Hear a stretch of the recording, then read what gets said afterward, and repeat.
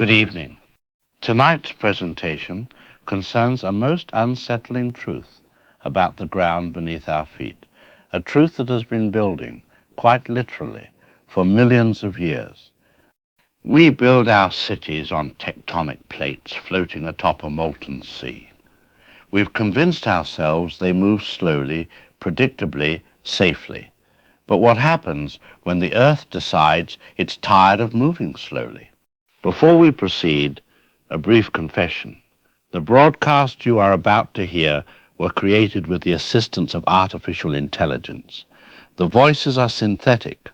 The events, however catastrophic, are orchestrated by human minds drawing from very real geological science.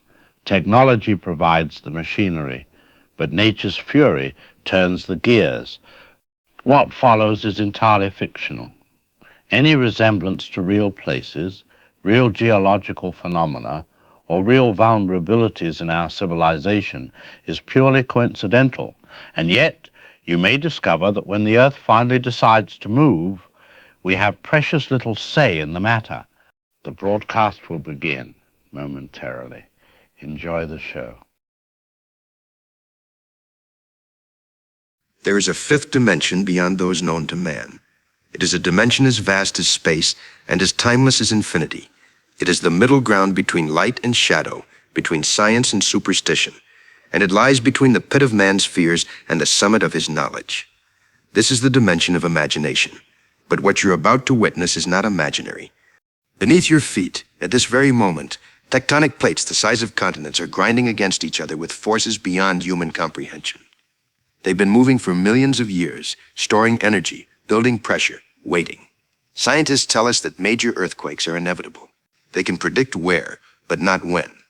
What they rarely discuss is the possibility of synchronization. What happens when multiple faults, locked and loaded with centuries of accumulated stress, fail not over decades, but over days? What happens when the Pacific Ring of Fire doesn't just rumble, but roars all at once? The story you're about to hear is fiction, but the science behind it is not. Every earthquake described is possible. Every magnitude is within documented ranges. Every tectonic mechanism is real. We've simply compressed the timeline and asked one terrifying question. What if it all happened now? What if the Earth, patient and ancient, decided that the time for patient movement was over? What if the ground beneath civilization, the one thing we take for granted as solid and permanent, proved to be neither? You're about to enter a world where the unthinkable becomes unavoidable, where science turns from comfort to horror, and where humanity discovers that some forces cannot be negotiated with, cannot be controlled, cannot be stopped. A world where the Earth itself becomes the enemy. You're traveling through another dimension, a dimension not only of sight and sound, but of shaking ground and crumbling foundations. A journey into a wondrous land of tectonic terror. Next stop, the tectonic apocalypse.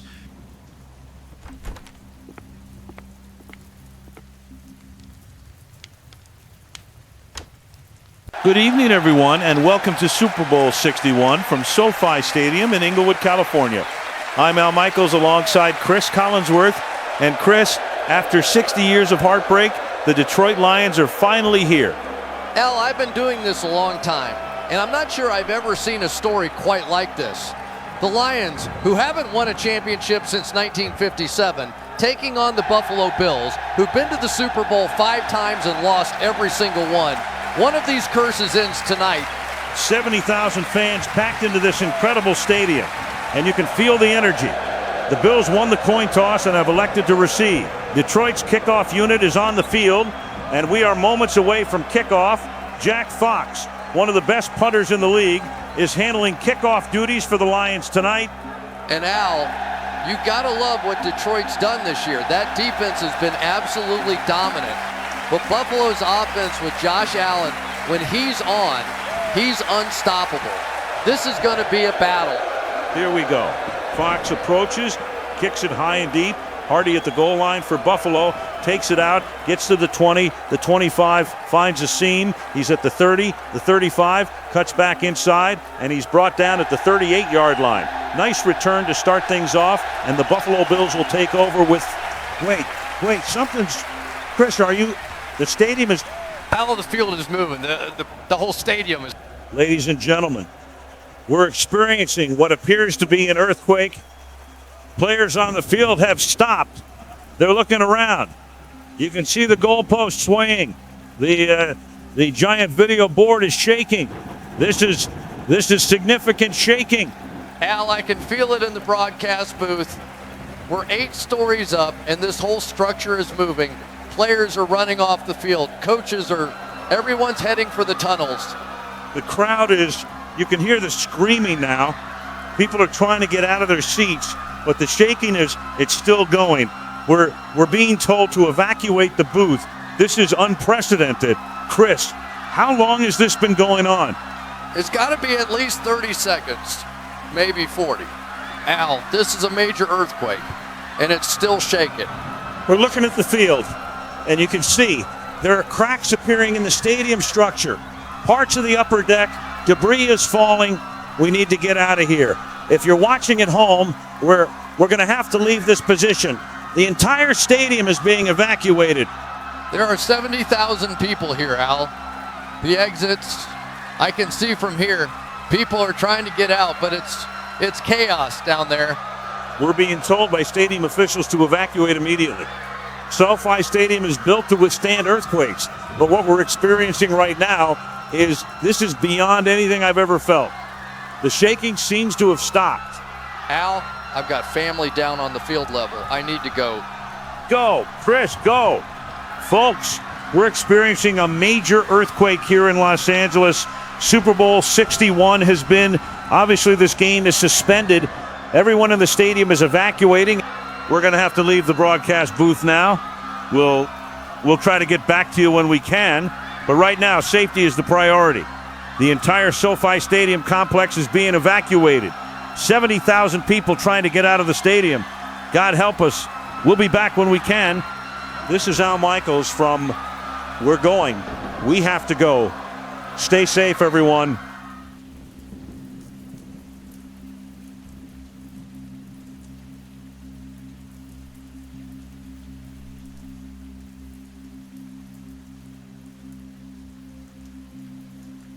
Good evening, I'm Harry Dalton.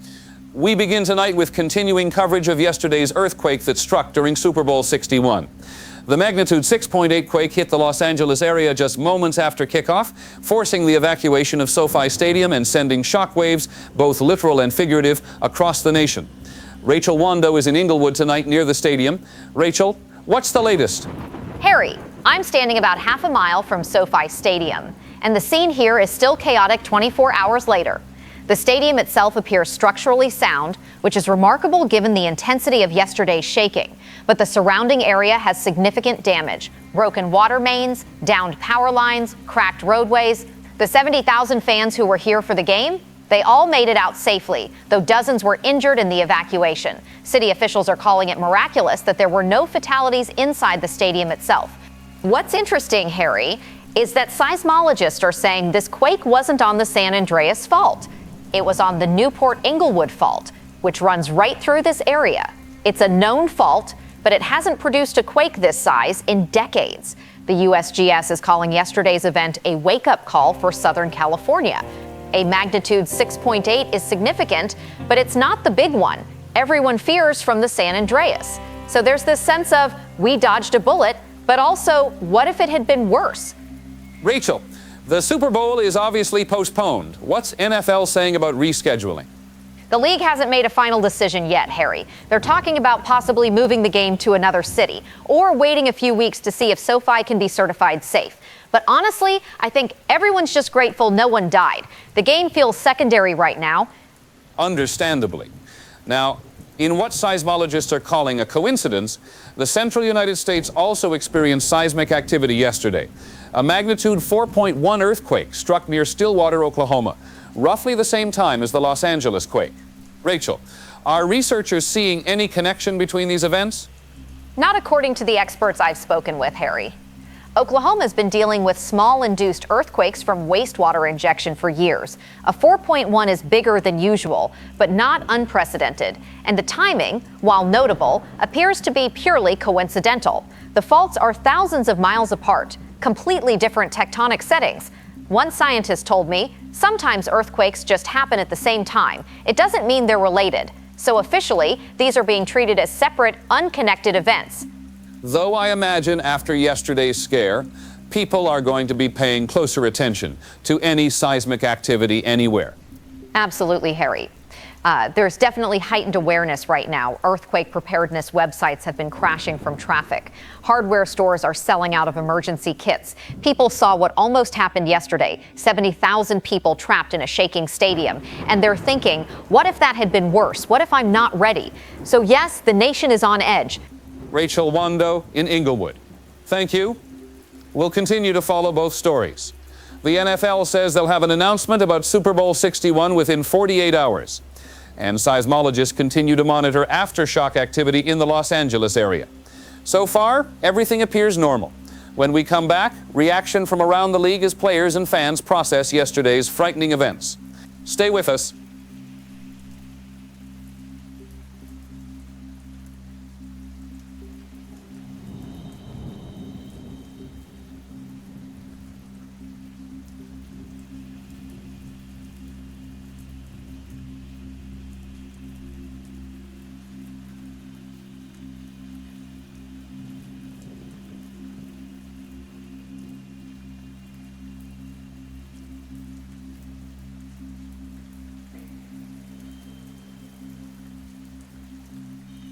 Good evening, I'm Harry Dalton. We begin tonight with a developing story out of central Oklahoma, where residents are dealing with something most never expected to experience in the heartland. Over the past 72 hours, the region has been rattled by a cluster of earthquakes, the strongest measuring 6.2 on the moment magnitude scale. Now, earthquakes aren't entirely new to Oklahoma, but the frequency and intensity of this swarm has scientists puzzled and residents on edge. We go live now to Rachel Wando, who's in the town of Cushing tonight. Rachel, what are you seeing there? Harry, I'm standing in what used to be a quiet residential neighborhood, and I've got to tell you, the damage here is more extensive than anyone anticipated. Behind me, you can see this home's foundation has cracked clean through the middle. The family who lives here, the Johnsons, they told me the worst quake hit around 2 a.m. this morning, and it felt like a freight train was running through their living room. Up and down this street, you're seeing the same pattern. Cracked foundations, shattered windows, brick facades that have just peeled away from homes. But Harry, what's really unsettling people here isn't just the damage, it's that the shaking won't stop. Since I arrived 3 hours ago, I've felt 2 distinct tremors myself. Nothing major, maybe a 3.5, 4.0, but enough to remind you that the ground beneath your feet isn't as solid as you'd like to think. I spoke with the Cushing fire chief about an hour ago, and he said his department has responded to over 40 calls in the past 2 days. Gas line ruptures, structural concerns, elderly residents too frightened to stay in their homes. The local emergency management office has set up a shelter at the high school, and I'm told about 200 people are staying there tonight, just not willing to risk another night in their houses. One woman I spoke with, she's lived here 37 years. She said, I remember the small quake starting a few years back, but this is different. This feels wrong. And Harry, talking to people here, that seems to be the common thread. This feels different. Back to you in the studio. Rachel, thank you. Stay safe out there. Now, Oklahoma has seen an increase in seismic activity over the past decade, much of it linked to wastewater injection from oil and gas operations. But the scale of what we're seeing now, these back-to-back moderate quakes, that's raising new questions. Joining us now is Dr. Thomas Doyle, a seismologist with the University of Oklahoma. Dr. Doyle, thank you for being with us. Thanks for having me, Harry. Let's start with the obvious question. We've seen induced seismicity in Oklahoma before. Earthquakes linked to wastewater disposal wells. Is that what's happening here? Well, that's certainly part of the story. Oklahoma has hundreds of disposal wells, and we know that injecting large volumes of wastewater deep underground can increase pore pressure along existing faults. That reduced friction can allow faults to slip, and you get an earthquake. What we've observed over the past decade is a dramatic increase in seismicity, going from 1 or 2 magnitude 3.0 or greater quakes per year to hundreds. So yes, induced seismicity is playing a role. But I'm sensing a but coming. But the pattern we're seeing with this current swarm is unusual. Typically, injection-induced quakes cluster near active disposal sites, and they tend to be smaller, magnitude 5.0 or below in most cases. What we're seeing now is a broader distribution, and the magnitudes are higher than we typically expect from injection alone. The 6.2 this morning, that's significant. That suggests we might be triggering slip on a larger, deeper fault structure than we initially thought. So when you say deeper fault structure, what does that mean exactly? It means we might be interacting with faults that have been locked for a very long time, storing up tectonic stress. Central Oklahoma sits on ancient rift zones, failed continental breakups from hundreds of millions of years ago. These zones have faults, and while they're not plate boundaries, they're still capable of producing significant earthquakes if you give them a nudge. And the wastewater injection is the nudge. That's the hypothesis, yes. But here's what's keeping me up at night, Harry. We're also seeing upticks in seismicity in other parts of the central U.S. Texas has had unusual activity near Midland. We're getting reports of increased tremors in southern Kansas, even parts of Ohio. Now, these areas all have injection operation, so you could argue it's all human-induced. But the timing, the synchronization of it, that's harder to explain. What do you mean by synchronization? I mean, these swarms are happening in different geological settings, different stress regimes, yet they're all becoming active within the same time window. It could be coincidence. It probably is. But, as a scientist, when you see patterns like this, you start asking if there's a larger mechanism at play, something we're not seeing yet. Something like what? That's the question, isn't it? Regional stress changes, maybe. Deep crustal processes we don't fully understand. Look, I don't want to alarm anyone. What's happening in Oklahoma right now is most likely related to local injection activities, and we're working with state regulators to potentially modify operations in the affected areas. But I'd be lying if I said I wasn't curious about the bigger picture. Why now? Why all at once? Dr. Doyle, before we go further, I think many of our viewers might not fully understand the magnitude scale. When you say 6.2, how does that compare to, say, a 4.0 or a 5.0? What does that actually mean? That's a great question, Harry, and it's important to understand because the scale can be confusing.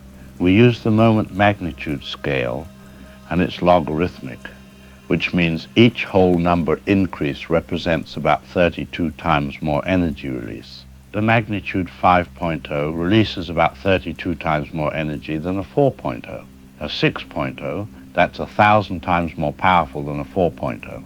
When we're talking about this 6.2 in Oklahoma, that's actually slightly smaller than the 6.8 we saw at the Superbowl, but it's still a major earthquake. The difference is the Superbowl quake happened in an area built for earthquakes. Oklahoma isn't. It's not just about magnitude, it's about where it happens and what's prepared for it. So when we hear about a magnitude 7 or 8 earthquake, we're talking about catastrophic differences in energy. Exactly. A magnitude 7 releases about 32,000 times more energy than a 5.0. A magnitude 8, nearly 1,000,000 times more. That's why when seismologists talk about the big one in California, a potential magnitude 8 or 9 on the San Andreas or Cascadia, we're talking about forces that are almost incomprehensible. The 6.2 we just had in Oklahoma is significant, causes real damage, but it's still orders of magnitude less powerful than what the major fault systems can produce. That's a sobering way to put it in perspective. And I have to ask, is there a limit? Could you ever have a magnitude 10 earthquake? That's a question that comes up. Theoretically, yes. A magnitude 10 is physically possible, but it would require something extraordinary. You'd need simultaneous rupture of multiple major fault systems, thousands of kilometers of faults failing at once. We've never observed anything like that in recorded history, or even in the geological record as far as we can tell. The largest earthquake we've ever measured was the 1960 Chile quake at magnitude 9.5. To get to magnitude 10, You'd essentially need coordinated failure across entire plate boundaries. It's almost unimaginable. The amount of energy involved would be, well, civilization ending. But it's not impossible. Scientifically, no, it's not impossible. But the conditions required, the likelihood, it's so remote that most seismologists don't even consider it a realistic scenario. You'd need something to trigger synchronized movement across the entire global tectonic system, and we don't have any mechanism that could cause that. So while I can't say it's impossible, I can say it's never happened, and we have no reason to believe it will. Well, let's hope it stays theoretical. Thank you for that explanation. Dr. Doyle, if this continues, if we see more quakes at this magnitude or higher, what should people in these areas be prepared for? Standard earthquake preparedness applies. Secure heavy furniture, have an emergency kit ready, know your safe spots in your home. The good news is most structures in Oklahoma can handle magnitude 5.0 to 6.0 quakes, though you'll see cosmetic damage like we're seeing in Cushing. The concern would be if we get into the 6.5 and above range. At that point, you're looking at more serious structural damage, especially in older unreinforced masonry buildings. Let's hope it doesn't come to that. Dr. Doyle, thank you for your time and expertise tonight. Thank you, Harry. We'll continue to monitor the situation in Oklahoma, and we'll bring you updates as warranted. The question Dr. Doyle raised about whether this is just a local phenomenon or part of something larger, well, that's something we'll be watching closely in the coming days. For now, if you're in an affected area, follow the guidance from local emergency management and stay alert. We'll be right back.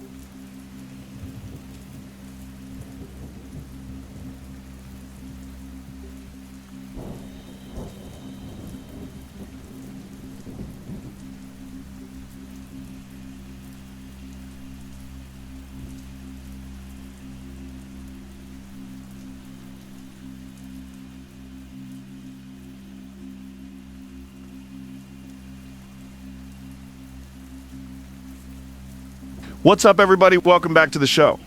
So, did you guys see this Oklahoma thing? Like, I'm sitting here watching the news last night, and they're showing all these houses with cracks running through them, windows blown out, people sleeping in high school gymnasiums in Oklahoma. I mean, when you think earthquakes, you think California, Japan, right? You don't think Middle America. So I've got two guests here today who are going to help me make sense of this. First up, Dr. Thomas Doyle, seismologist from the University of Oklahoma. Dr. Doyle, thanks for coming on, man. Thanks for having me, Mike. Appreciate it. And also joining us is Leon Kennedy, who's a researcher, writer, been investigating some of the, let's say, less conventional explanations for what's going on. Leon, good to have you here. Good to be here, Mike. Thanks. All right. So, Dr. Doyle, let's start with you. What the hell is happening in Oklahoma? Because from what I understand, this isn't normal, even for a place that's been having earthquakes for a while now. Right. So Oklahoma's been experiencing increased seismicity for about the last 10 to 15 years. Most of that's tied to what we call induced seismicity, earthquakes caused by human activity. Specifically, the injection of wastewater from oil and gas operations deep underground. What happens is you drill for oil, you bring up not just oil, but enormous amounts of salty water, brine. That wastewater has to go somewhere, so companies pump it back down into disposal wells, sometimes a mile or two deep. Problem is, when you inject all that fluid, you increase the pressure in the rock formations. That elevated pressure can reduce friction on existing faults, and boom, you get an earthquake. So we're literally causing earthquakes by pumping water into the ground. In simplified terms, yes. We're not creating new faults, but we're triggering slip-on faults that were already there, just locked up and stable, until we came along. That's wild, man. So this has been going on for years, but what's different about what's happening right now? Because it seems like it's ramped up. That's the question, isn't it? We've seen magnitude 5.0, 5.5 quakes in Oklahoma before. But this swarm, these back-to-back events with the largest hitting 6.2, that's unusual. And it's not just the magnitude, it's the distribution. These quakes are happening across a broader area than we'd expect from just one or two injection sites. It suggests we might be interacting with a larger fault system, something deeper and more extensive than we initially thought. Okay, so that's the scientific explanation. Leon, I know you've been looking into this from a different angle. What are you seeing? Well, first off, I think Dr. Doyle is absolutely right about the wastewater injection. That's real, that's documented, that's happening. But here's where I start asking questions. Oklahoma's not the only place seeing unusual activity right now. You've got upticks in Texas, Kansas, Ohio, all around the same time. Now, official explanation, they've all got injection operations. Coincidence. But Mike, I've been tracking some other data. Magnetic anomalies, unusual readings from monitoring stations, even some reports of strange sounds, low-frequency hums that people are hearing but can't identify. Wait, strange sounds? Like what? Low-frequency vibrations, almost below the range of human hearing, but you can feel it more than hear it. There's a phenomenon called skyquakes, mysterious booms that happen with no clear source. People have reported these for years, usually dismissed as sonic booms or distant thunder. But in the areas where we're seeing this seismic uptick, reports of these sounds are increasing. I'm familiar with skyquakes. There are natural explanations for most of those. Atmospheric conditions, distant seismic events, even meteors breaking up in the atmosphere. Sure. Most of them, probably. But what if some of them aren't? Look, I'm not saying little green men are causing earthquakes, but there are technologies, Mike, that most people don't know exist. HAARP, the High Frequency Active Auroral Research Program. Officially, it's for studying the ionosphere, but the technology can pump enormous amounts of energy into the upper atmosphere. What if that energy can be directed, focused? What if you can create resonance effects in the Earth's crust? Okay, so you're talking about weaponized earthquake technology. Is that even possible, Dr. Doyle? I mean, theoretically, if you could generate enough energy at the right frequency, you might be able to trigger slip on a fault that's already critically stressed. But we're talking about enormous amounts of energy. The HAARP facility is powerful for what it does, studying radio wave propagation and atmospheric effects. But causing earthquakes, that would require orders of magnitude more energy than what that facility produces. That we know of. That's declassified. Look, I'm just saying, when you see this kind of coordinated activity across multiple sites, all within the same narrow time window, you have to ask if there's a mechanism we're not being told about. But why? Like, why would anyone want to trigger earthquakes in Oklahoma? What's the end game there? Testing, proof of concept. You test in areas that are already seismically active, places where you have plausible deniability. Oh, it's just fracking. It's just wastewater injection. But maybe you're calibrating a system. Maybe you're seeing how populations respond, how infrastructure holds up, how emergency services cope. And then, when you've got it figured out, you can deploy it wherever you want. That's a pretty extraordinary claim. And extraordinary claims require extraordinary evidence, right? What we're seeing in Oklahoma is consistent with known geological processes. We know wastewater injection triggers earthquakes. We know these faults exist. We know they can slip. Adding a secret government earthquake weapon into the mix, that's adding complexity where it's not needed. I hear you, and I respect that. You're a scientist. You go where the data leads you. All I'm asking is, what if the data we're being shown isn't complete? What if there are monitoring stations that aren't reporting publicly? There are deep underground military bases, Mike. That's not conspiracy.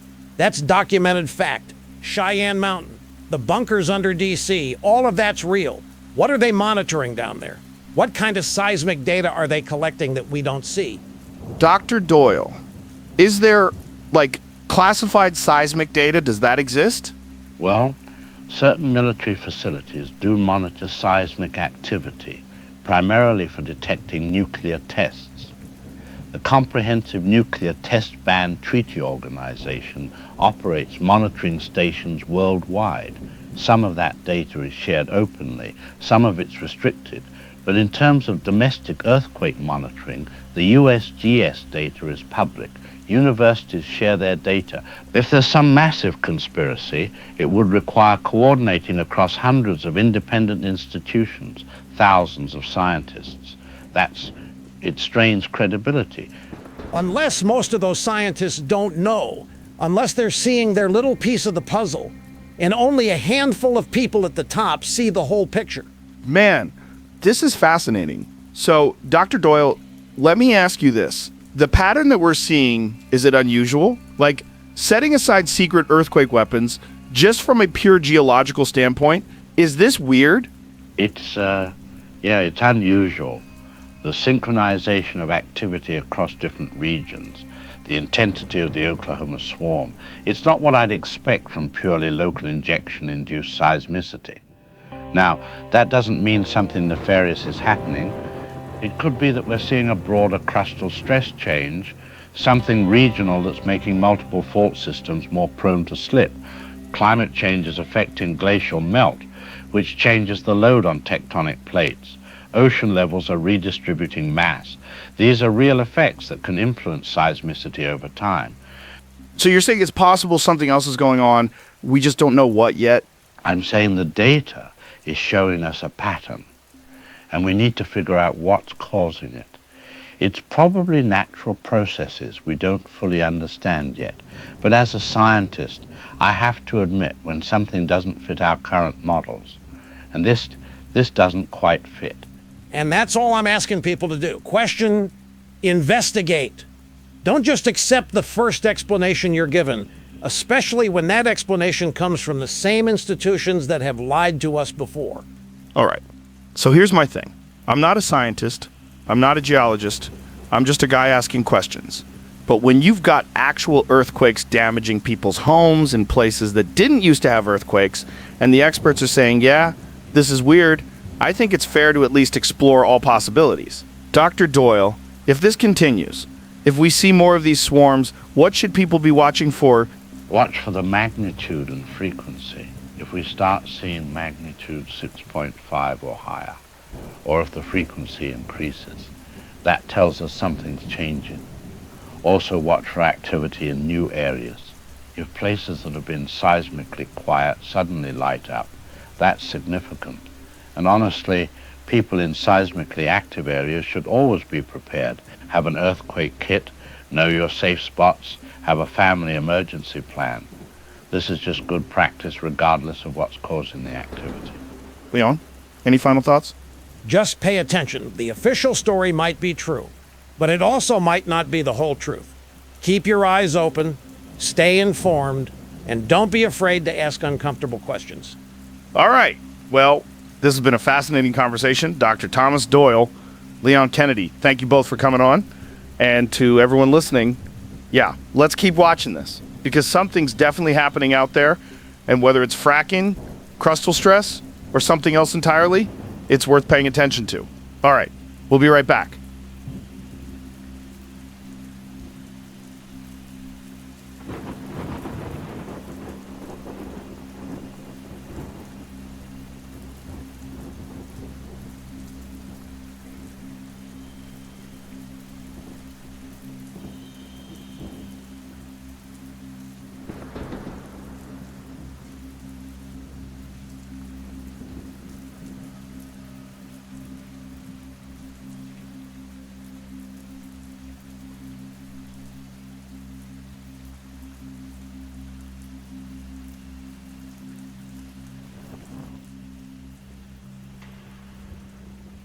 We interrupt our regular programming with breaking news.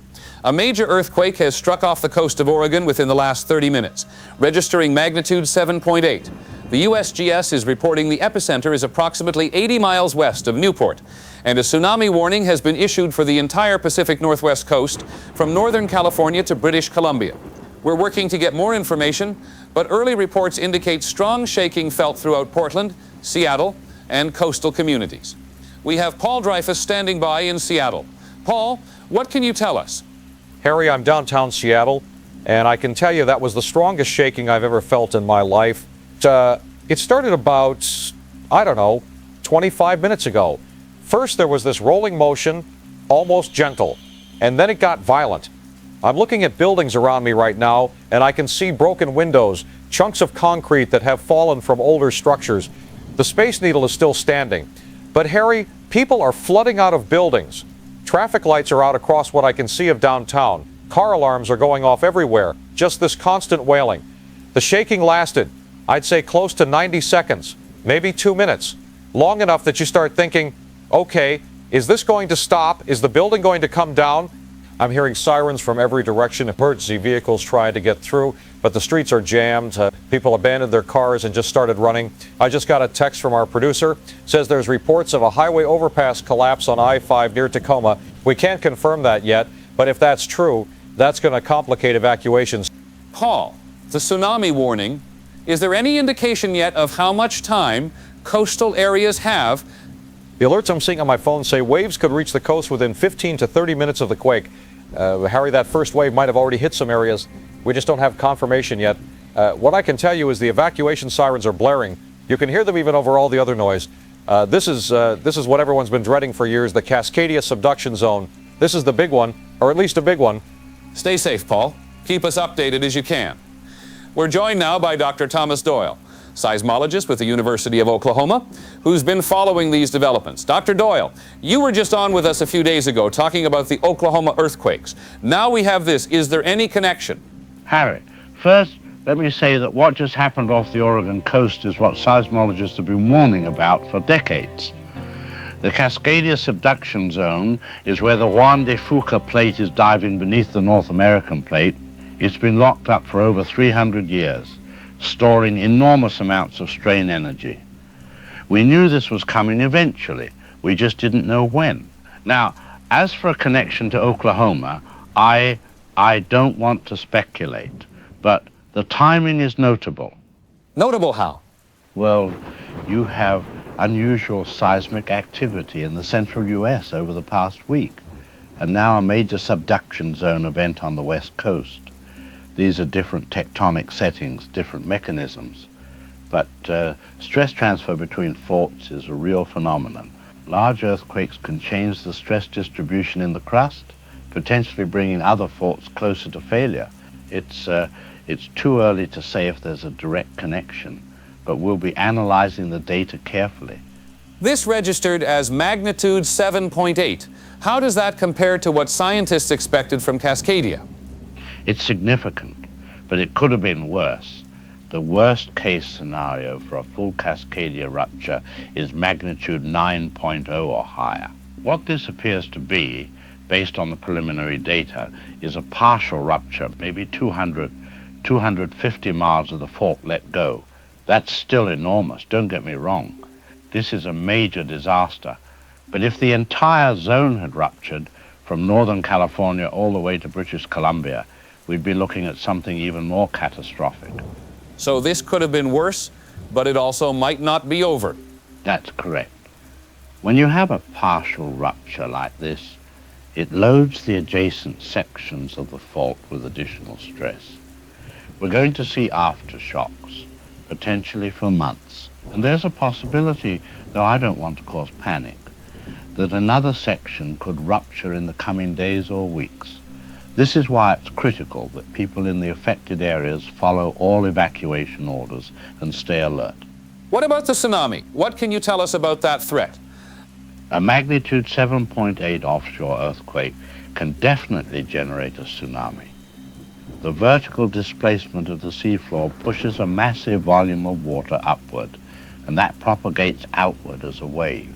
For communities on the coast, especially in low-lying areas, This is extremely dangerous. Tsunami waves can reach heights of 10 to 30 feet or more when they come ashore. They move inland with tremendous force, carrying debris, vehicles, anything in their path.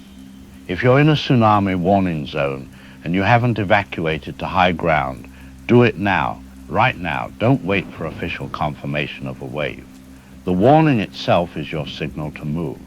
We're getting reports now, unconfirmed, of damage in Portland, power outages across much of the city.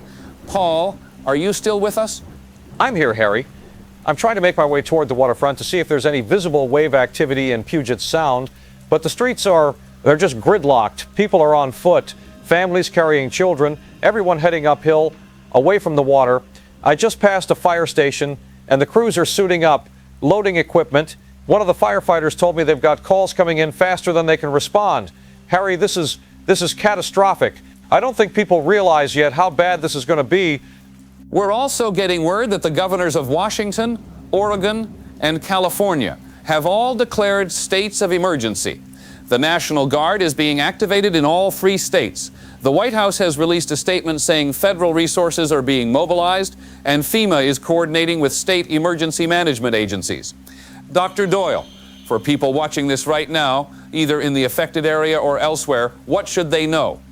If you're in the tsunami warning zone, evacuate immediately to high ground or inland, at least 100 feet elevation if possible, or 2 miles inland if you're on flat terrain. If you're inland and felt the shaking, be prepared for aftershocks. These can be substantial, potentially magnitude 6.0 or higher. Stay out of damaged buildings, avoid bridges and overpasses until they've been inspected, and have emergency supplies ready. Water, food, first aid, battery-powered radio. And Harry, I want to emphasize this. We're going to be learning more about this event over the coming hours. The picture could get worse. People need to stay tuned to emergency broadcasts and follow all official instructions. Paul, are you in a safe location? Should you be getting to higher ground? Yeah. I'm about 8 blocks from the waterfront, and we're on elevated terrain here. I'm keeping an eye on my surroundings, and I've got an evacuation route planned if needed, but right now, I want to document what's happening. People need to see this. All right. But stay safe, Paul. That's an order. We're going to continue our coverage throughout the evening. Again, a magnitude 7.8 earthquake has struck off the coast of Oregon. Tsunami warnings are in effect for the entire Pacific Northwest coast.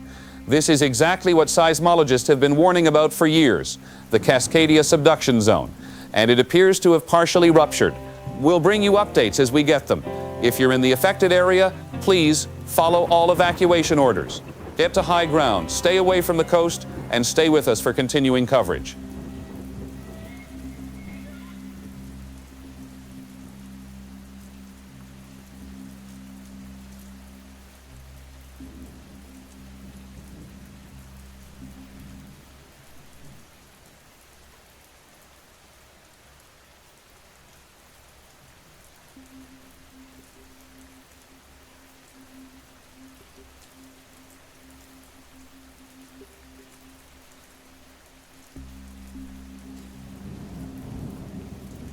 This is an emergency action notification requested by the National Weather Service. A tsunami warning has been issued for the following coastal areas: the coast of Oregon, from the California border to the Washington border; the coast of Washington, from the Oregon border to the Canadian border; the northern coast of California from the Oregon border to Cape Mendocino. A magnitude 7.8 earthquake has occurred off the coast of Oregon at 9:47 p.m. Pacific Time. Tsunami waves are expected to reach coastal areas within 15 to 30 minutes of the earthquake. All persons in low-lying coastal areas should evacuate immediately to higher ground or move inland. Move to an elevation of at least 100 feet above sea level, or move at least 2 miles inland. Do not return to low-lying areas until local officials declare it safe to do so. Multiple tsunami waves are possible. The first wave may not be the largest. This is not a test. Repeat. This is not a test. Evacuate low-lying coastal areas immediately. This message will repeat. This is an emergency action notification requested by the National Weather Service.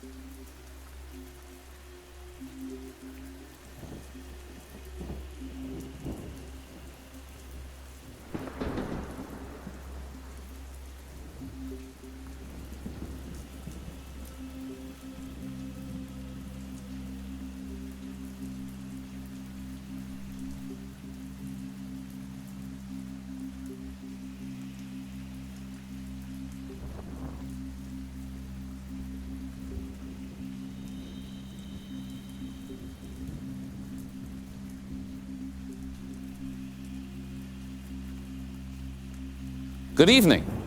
10 days after the Cascadia earthquake devastated the Pacific Northwest, the world is now grappling with a series of seismic events that has scientists scrambling for explanations. Within the past week, major earthquakes have struck Japan, Chile, and the Philippines. And now, two volcanoes that had been dormant or showing only minor activity are erupting.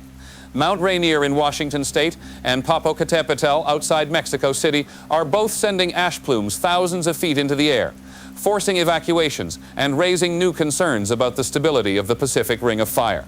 We begin tonight in Tokyo, where Rachel Wando is covering the aftermath of a magnitude 7.9 earthquake that struck 3 days ago. Rachel? Harry, I'm in the Shibuya district of Tokyo, and behind me, you can see what used to be a 6-story apartment building. It's now a pile of concrete and twisted rebar.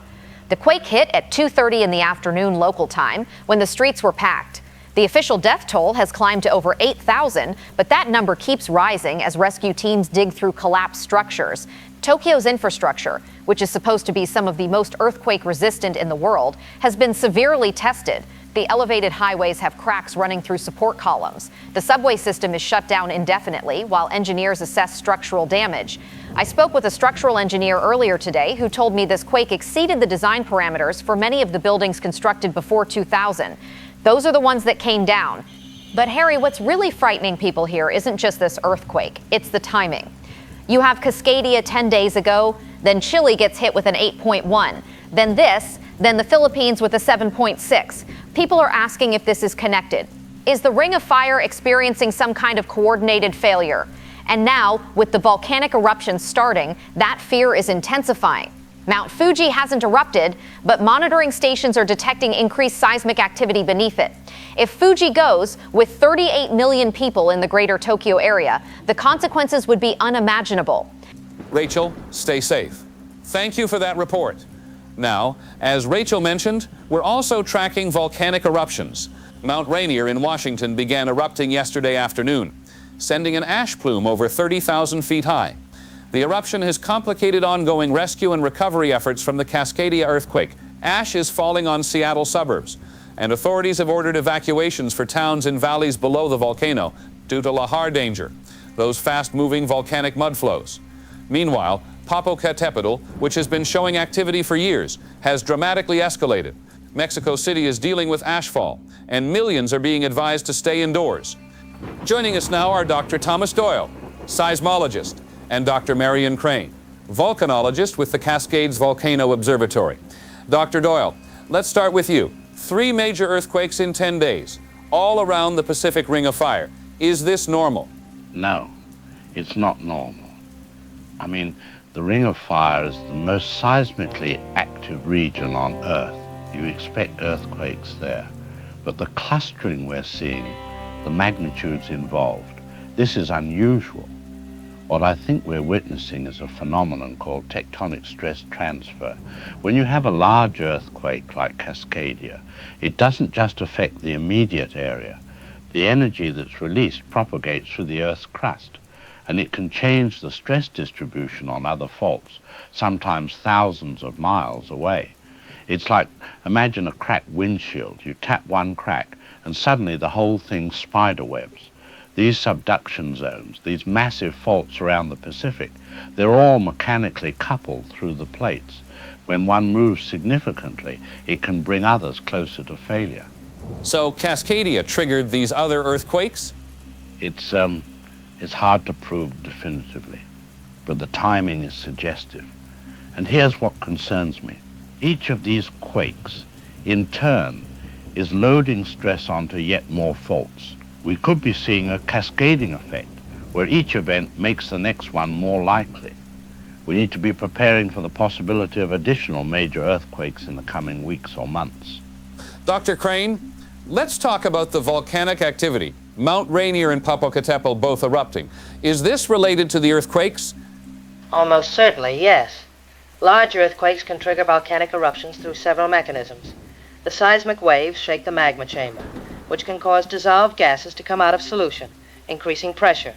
The quake can also fracture the rock around the chamber, creating new pathways for magma to ascend. Mount Rainier is only about 80 miles from the Cascadia Rupture Zone. That 7.8 quake shook the entire volcanic system violently. What we're seeing now is the consequence. The magma that was sitting beneath Rainier, relatively stable, has been destabilized. How dangerous is this eruption? Very dangerous, but perhaps not in the way people think. Rainier is heavily glaciated. When you have an eruption beneath all that ice, you melt it rapidly, and that water mixes with volcanic debris to create lahars. These are essentially rivers of concrete consistency, mud, rock, and debris that flow down the volcano's flanks at highway speeds. Towns in the Puyallup and White River valleys, places like Ording, Puyallup itself, they're in the path of these lahars. We've evacuated about 50,000 people so far, but if the eruption intensifies, that number could grow. And the ash. Seattle is already dealing with ashfall. Volcanic ashes. It's nasty stuff. It's not like wood ash. It's tiny fragments of glass and rock. It damages engines, clogs air filters, contaminates water supplies, causes respiratory problems. Right now, Seattle's getting maybe an inch or two. That's manageable, but disruptive. If the eruption continues or intensifies, you're looking at more significant accumulation, and that brings structural concerns, weight on roofs, that sort of thing. Dr. Doyle, if we're seeing this pattern of earthquakes triggering more earthquakes and now triggering volcanic eruptions, where does this lead? Are we looking at a runaway situation? I don't want to catastrophize. The Earth's crust is dynamic. Earthquakes happen, volcanoes erupt. What we're seeing now is unusual in its intensity and clustering, but it's not unprecedented. That said, we need to be prepared for the possibility that this continues. I've been in touch with colleagues around the Pacific Rim, and everyone is reporting elevated seismic activity. It's like the entire Ring of Fire is, well, waking up. Whether this escalates further or calms down, we just don't know yet. We're in uncharted territory. Those are sobering words. Dr. Doyle, Dr. Crane, thank you both for your time and expertise. We're going to continue monitoring these developments throughout the evening. For those in affected areas, please follow all evacuation orders. The situation with Mount Rainier is particularly fluid, and authorities are updating their guidance as conditions change. We've never seen a pattern quite like this, multiple major earthquakes and volcanic eruptions within such a compressed time frame. Scientists are urging calm, but they're also admitting something we've rarely heard them say. We've never seen this before. We'll be right back.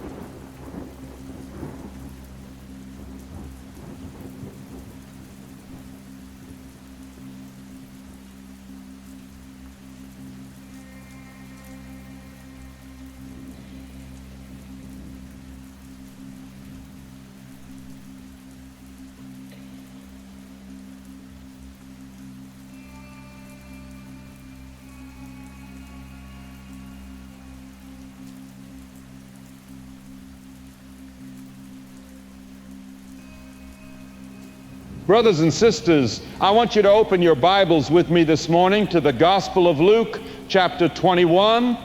Jesus is speaking to his disciples, and he's warning them about the signs that will come before the end of days. Verse 11 says, "There will be great earthquakes, famines, and pestilences in various places, and fearful events and great signs from heaven." Now, I don't know about you, but when I turn on the news these days, when I see what's happening across this world, those words feel less like ancient prophecy and more like today's headlines. The earth is groaning, church. The earth is groaning under the weight of what's coming, and I believe God is trying to get our attention. 10 days ago, the ground shook off the coast of Oregon, a magnitude 7.8 earthquake. And some of you might say, well, earthquakes happen. That's just geology, Pastor. That's just science. And you're right, earthquakes do happen.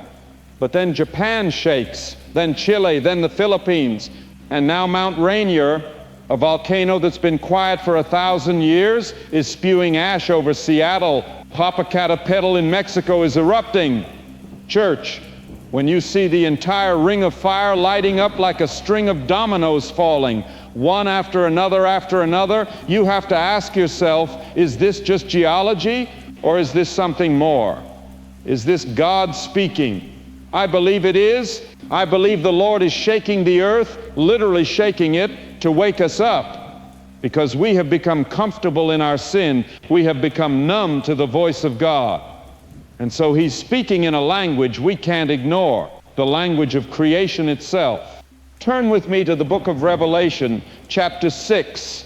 John is describing the opening of the sixth seal, and verse 12 says, I watched as he opened the sixth seal. There was a great earthquake. The sun turned black like sackcloth made of goat hair. The whole moon turned blood red. Verse 13 continues, and the stars in the sky fell to earth as figs drop from a fig tree when shaken by a strong wind. Now, I'm not saying we're at the sixth seal. I'm not setting dates. I don't know when Jesus is coming back. Nobody does. But I am saying that what we're seeing, these earthquakes, these signs in the earth, they're consistent with what Scripture tells us to expect as we approach the end times. And church, if you're paying attention, if you're watching what's happening, you can feel it. Something's different. Something's changing. The world is holding its breath, waiting for the next shoe to drop. I spoke with a scientist this week. I won't mention his name, but he's a good man, a man of faith, and he works in earthquake research. And he told me something that chilled me to my core. He said, Pastor, we don't understand what's happening. The pattern doesn't fit our models. It's like the earth itself is behaving differently. Different. Brothers and sisters, when the scientists, the people who study this for a living, when they're saying they don't understand, that should get our attention, because God is doing something. He's moving. And the question isn't whether God is speaking. The question is, are we listening? Are we responding? Or are we so caught up in our daily lives, so distracted by our jobs and our entertainment and our comfort, that we're missing the warning? Now, I know some of you are sitting there thinking, Pastor, you're scaring me. Why are you preaching fear? And I want to be clear, I'm not preaching fear. Fear is what you feel when you don't know God, when you don't have hope, when you don't have a Savior. What I'm preaching is urgency, because there are people in this world, people you know, people you love, who aren't ready. There are people who've been putting off that conversation with God, who've been saying, I'll get right with God later, I'll deal with that tomorrow, I've got time. And church, what if you don't? What if tomorrow the ground shakes again? What if tomorrow it's not Japan or Chile, but here? What if tomorrow you're standing before the Lord and He asks you, what did you do with the time I gave you? What did you do with the warnings I sent? 2 Peter chapter 3, verse 10 tells us, but the day of the Lord will come like a thief. The heavens will disappear with a roar. The elements will be destroyed by fire, and the earth and everything done in it will be laid bare, like a thief, unexpected. But Peter also says in verse 9 that the Lord is patient with us, not wanting anyone to perish, but everyone to come to repentance. That's why God sends warnings, church, not to terrify us, but to wake us up, to give us one more chance to turn around, to get right, to come home. Mount Rainier is erupting, the earth is shaking, and God is saying, pay attention, time is short, get ready. So what do? First, if you're sitting here today and you don't know Jesus Christ as your Lord and Savior, that needs to change right now. Don't wait. Don't put it off. Don't assume you'll have another Sunday, another chance. The Bible says in Romans 10, verse 9, if you declare with your mouth, Jesus is Lord, and believe in your heart that God raised Him from the dead, you will be saved. It's that simple. Not easy, but simple. Acknowledge that you're a sinner, that you need a Savior, and accept the gift that Jesus offers, His sacrifice on the cross. That's step one. And if you need to do that today, you come find me after this service. We're going to pray together. Second, for those of you who already know the Lord, It's time to get serious. It's time to stop playing church and start living it. Who in your life needs to hear about Jesus? Who needs to know that there's hope, that there's a way out, that there's a Savior who loves them?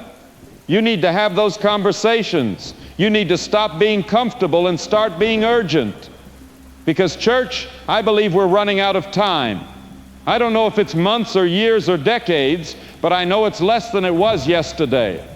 And third, we pray. We pray for the people who are suffering right now in Japan, in the Pacific Northwest, in Mexico, in all these places that have been hit. We pray for wisdom for our leaders, for the scientists who are trying to understand what's happening. We pray for protection for our families and our communities. And we pray that God's will be done, whatever that looks like. Because ultimately, this isn't about us, it's about Him. He's sovereign. He's in control. And even when the earth shakes, even when the mountains erupt, even when everything we think is stable proves to be temporary, God remains. Psalm 46 says, God is our refuge and strength, an ever-present help in trouble. Therefore we will not fear. Though the earth give way and the mountains fall into the heart of the sea, we will not fear, not because we're strong, but because God is. Church, this is just the beginning. I believe what we're seeing now is a preview, a warning shot, and I believe it's going to get worse before it gets better. But I also believe that God is giving us time to prepare, time to repent, time to get ready. Don't waste it. Don't ignore the signs. The earth is groaning, creation is crying out, and God is speaking. Are you ready? Let's pray.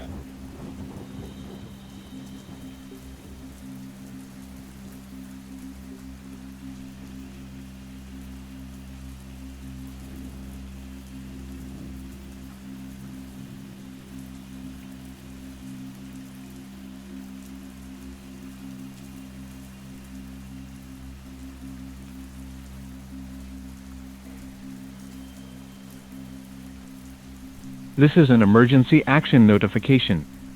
A major earthquake has occurred in the central United States at 6:17 a.m. Central Time. The earthquake, magnitude 7.2, was centered near New Madrid, Missouri. Affected areas include Tennessee, Missouri, Arkansas, Kentucky, Illinois, and Mississippi. Multiple bridges over the Mississippi River are closed pending inspection. Do not attempt to cross these structures. Residents in affected areas should avoid damaged buildings and structures. Be alert for aftershocks, which may cause additional damage. All residents should take the following actions: check for injuries, administer first aid if trained, check for fires and gas leaks. If you smell gas, evacuate immediately and contact emergency services from a safe location. Boil water notices are in effect for municipal water systems in Memphis, Jonesboro, and surrounding communities. Do not use tap water for drinking or cooking without boiling for at least 1 minute. Emergency shelters are being established. Monitor local radio and television for locations. This is an emergency action notification. Remain tuned to this station for updates.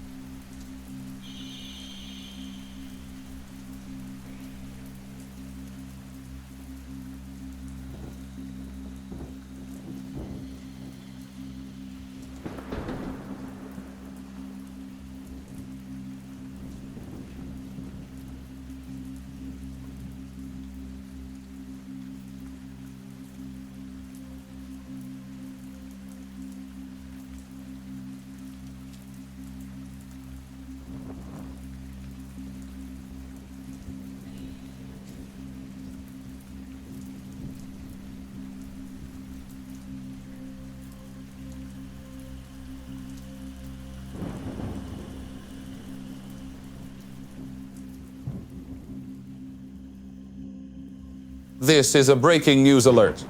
The Midwest has just experienced a major earthquake. At 6:17 this morning Central Time, a magnitude 7.2 earthquake struck the New Madrid seismic zone, centered near the town of New Madrid, Missouri. This is the first significant earthquake in this region in over 200 years, and it's being felt across 20 states. We're getting reports of severe damage in Memphis, Tennessee, bridge collapses over the Mississippi River, and the shaking was felt as far away as Chicago, Atlanta, and Houston. Paul Dreyfus is making his way to Memphis now. Paul, what are you hearing? Harry, I'm about 40 miles north of Memphis on I-55, or at least I was on I-55. Traffic is at a complete standstill. Emergency vehicles are trying to get through, but the roads are jammed with people either trying to flee the city or get back to check on their families. I've been monitoring emergency radio traffic, and Harry, it's overwhelming. Reports of building collapses throughout downtown Memphis, fires breaking out in the medical district, and multiple bridges over the Mississippi are either down or structurally compromised. The Hernando de Soto Bridge, the main I-40 crossing, there are reports it's partially collapsed. If that's confirmed, that's a critical transport artery cut. From what I'm hearing, the Memphis Fire Department is reporting they can't keep up with the calls. They're implementing triage, only responding to life-threatening situations. And people out here are terrified. I've talked to folks who felt the shaking in Little Rock, in Nashville, places that never experience earthquakes. One woman I spoke with was in her house in Jonesboro, Arkansas, about 70 miles from the epicenter, and she said it felt like a giant had picked up her house and was shaking it. Pictures falling off walls, furniture sliding across rooms, and she kept saying, "We don't have earthquakes here. This doesn't happen here." But it just did, Harry. It just did. Paul, try to get us eyes on the ground in Memphis as soon as you can. Stay safe out there. Joining us now is Dr. Jill Valentine, a geologist with the USGS. Dr. Valentine, the New Madrid seismic zone. Most people outside the region have never heard of it. Why is this earthquake so significant? Harry, New Madrid is one of those seismic zones that doesn't get the attention it deserves, but it should terrify anyone who understands it. This region experienced 3 massive earthquakes in 1811 and 1812, estimated at magnitude 7.0 to 7.5. Those quakes were so powerful they rang church bells in Boston, over 1,000 miles away. They temporarily reversed the flow of the Mississippi River. But because the area was sparsely populated then, the damage was limited. Today, you've got Memphis with over 600,000 people. You've got critical infrastructure, bridges, pipelines, power plants. And here's the real problem. Buildings in the Midwest aren't designed for earthquakes the way they are in California. Most structures in Memphis were built with no seismic considerations whatsoever. So the damage from a magnitude 7.2 here could be worse than the same magnitude in California. Absolutely. And there's another factor. The geology of the central United States allows seismic waves to travel much farther and with less attenuation than in the West. That 7.2 in Missouri was felt strongly across an area 10 times larger than a similar quake in California would affect. So you're not just dealing with damage at the epicenter. You're dealing with structural damage, liquefaction, ground failure across multiple states. You mentioned liquefaction. Can you explain what that means? Liquefaction occurs in areas with water-saturated soil. When the ground shakes intensely, the soil particles lose their cohesion, and the ground starts behaving like a liquid. Buildings sink, tilt, or collapse. Underground pipes rupture, roads buckle. Memphis sits on Mississippi River sediments, which are particularly susceptible to liquefaction. I would expect we're going to see catastrophic liquefaction damage throughout the river valley areas. Dr. Valentine, we've now had major earthquakes in Oklahoma, the Pacific Northwest, Japan, Chile, the Philippines, and now the Midwest, all within less than 3 weeks. Is the entire planet destabilizing? That's the question everyone in my field is asking right now. New Madrid hasn't done this since 1812. The fact that it's moving now, alongside everything else that's happening, it suggests something fundamental has changed. We're seeing activity in seismic zones that have been quiet for generations. We're seeing subduction zones around the Pacific Ring failing in sequence. And now we're seeing intraplate seismicity, earthquakes in the middle of continental plates, which is much rarer and harder to explain. There's a concept in tectonics called global seismic correlation, the idea that large earthquakes can influence fault systems around the world through stress changes in the crust and mantle. What we're observing appears to be consistent with that, but on a scale we've never documented before. Are you saying all these earthquakes are connected? I'm saying they could be. Each major earthquake changes the stress field around it. Those changes propagate through the Earth's crust. If you have faults that are already close to failure, critically stressed, then a distant earthquake could provide just enough additional stress to trigger them. It's like a row of dominoes, except the dominoes are thousands of miles apart and connected through the Earth's interior. And Harry, if that's what's happening, then we need to prepare for the possibility of additional major events. Where should people be concerned? Anywhere with significant seismic hazard. The San Andreas Fault in California is severely overdue for a major rupture. The subduction zones that haven't failed yet, Alaska, the Aleutians, parts of South America, and honestly, After seeing New Madrid go, I'm concerned about other intraplate zones. The Wabash Valley, the Charleston area, even parts of the East Coast that people think are geologically stable. If stress is being redistributed globally, nothing's off the table. Dr. Valentine, that's terrifying to hear from a USGS scientist. I know, and I wish I could be more reassuring. But the data is what the data is. We're seeing unprecedented global seismic activity. The best thing people can do right now is prepare. Have emergency supplies. Have a plan. Know what to do when the ground starts shaking. Because based on what we're seeing, I don't think this is over. I think we're just getting started. Dr. Jill Valentine with the USGS, thank you for your candid assessment. We're continuing to monitor the situation in Memphis and throughout the affected region. The governor of Tennessee has declared a state of emergency and activated the National Guard. The president has been briefed, and FEMA is coordinating federal response. But as Dr. Valentine just told us, the concern now extends far beyond just the New Madrid region. The question being asked in seismology departments around the world tonight is simple and terrifying. Is the entire planet's tectonic system experiencing some kind of cascading failure? And if so, what comes next? We'll continue our coverage after this break.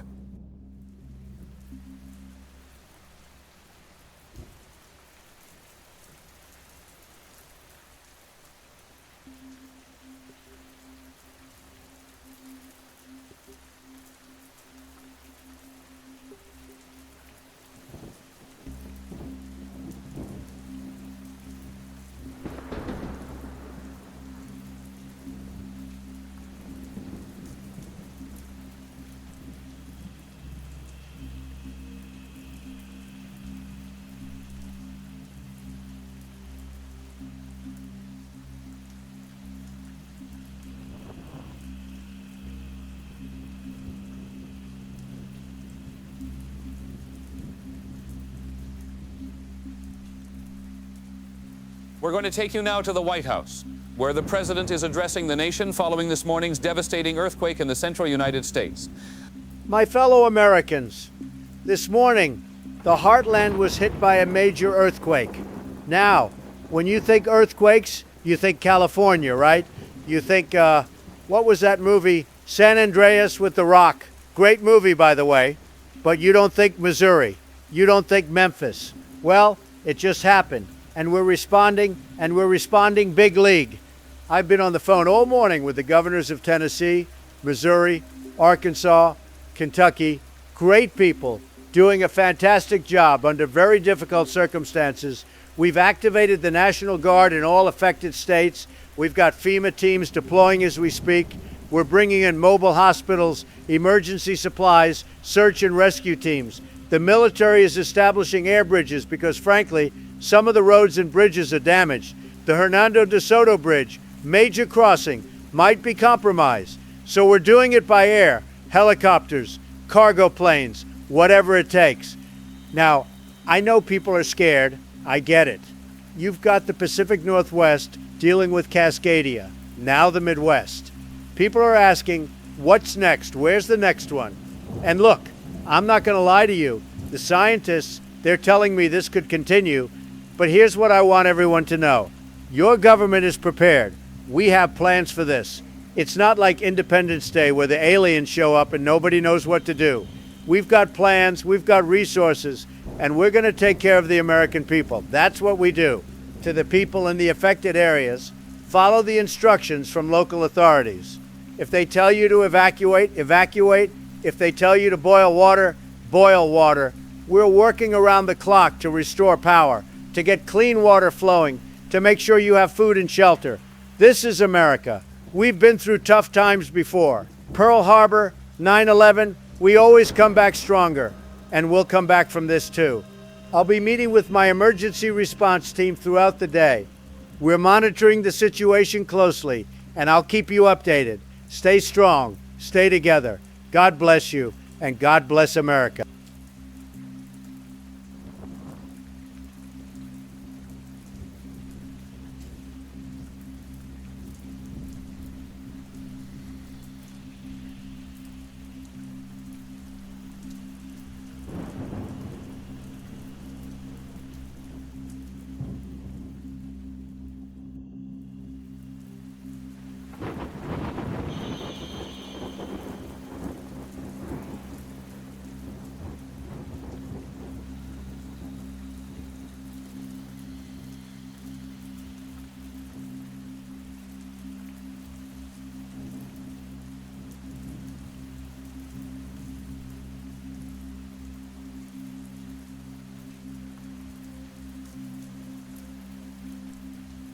Good evening.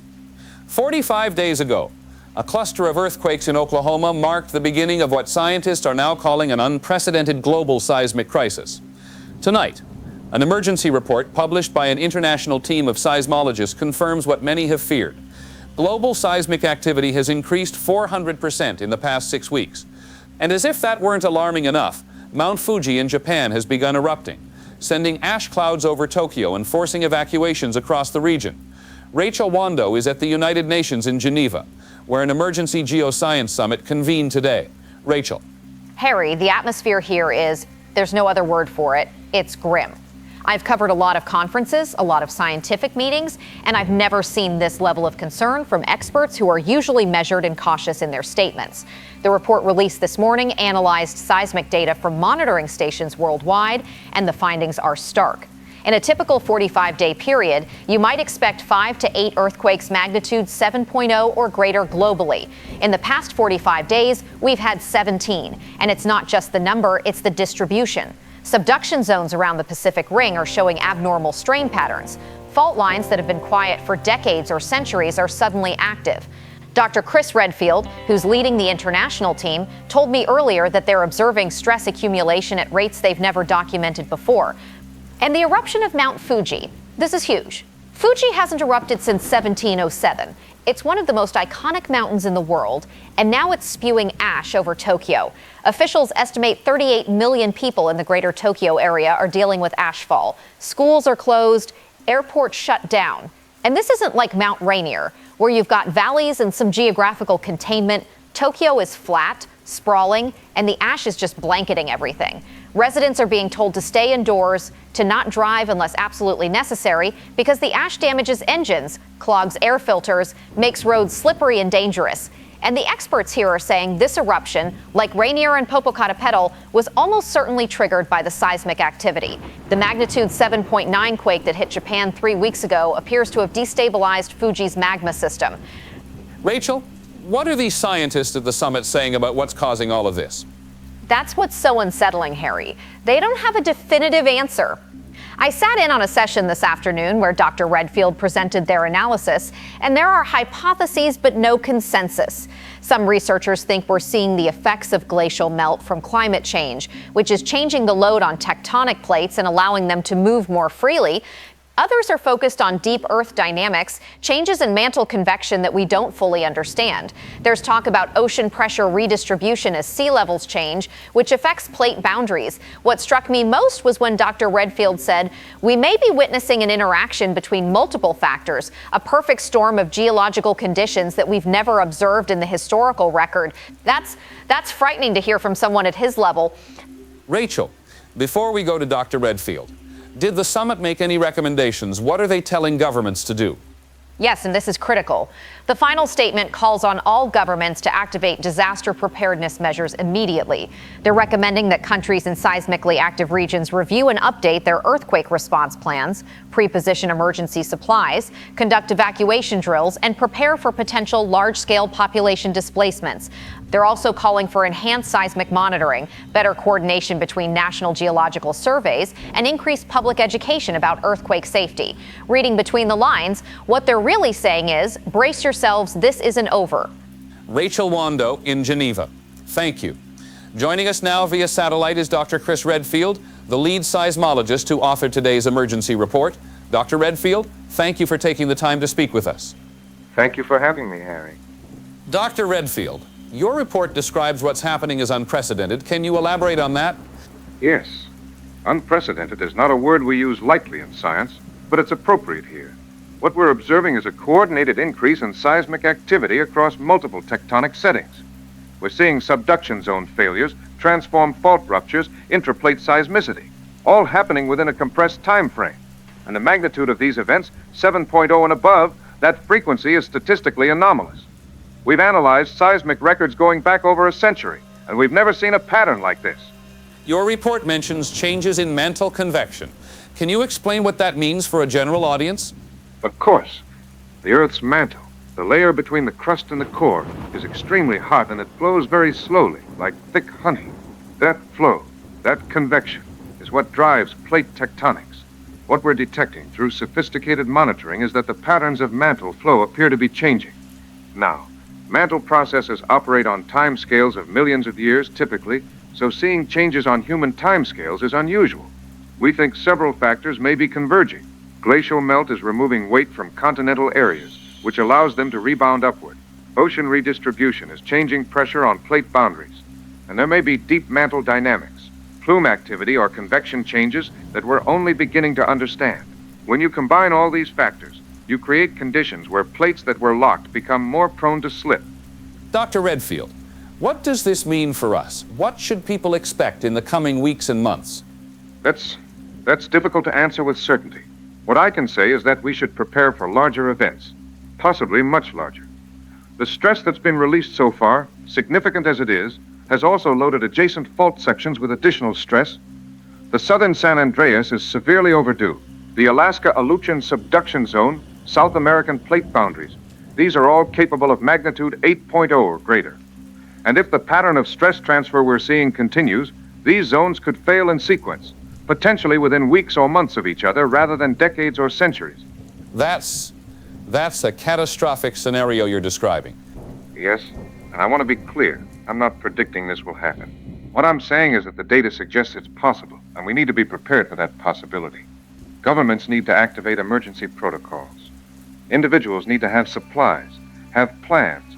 The worst-case scenario would be multiple magnitude 8.0 or greater earthquakes happening in rapid succession across different regions. That would strain global response capabilities beyond anything we've prepared for. Dr. Redfield, thank you for your time and your candor. I know this can't be easy to discuss. Thank you, Harry.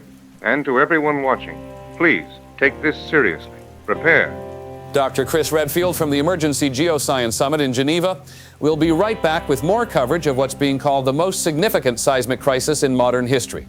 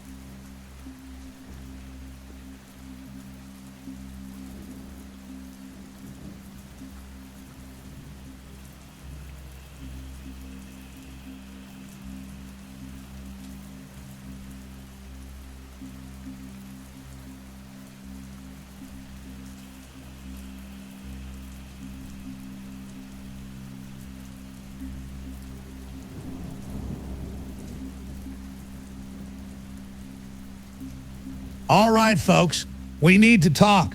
We need to talk about what's really happening right now because the mainstream media, they're lying to you. They're lying to you. These earthquakes, these volcanoes erupting, Mount Rainier, Mount Fuji, Popocatépetl, you think this is natural? You think this is just, oh, Mother Nature having a bad day? They knew this was coming. The United Nations just held an emergency summit in Geneva. Did you see that? Did you see the report they put out? 400% increase in global seismic activity. 400%.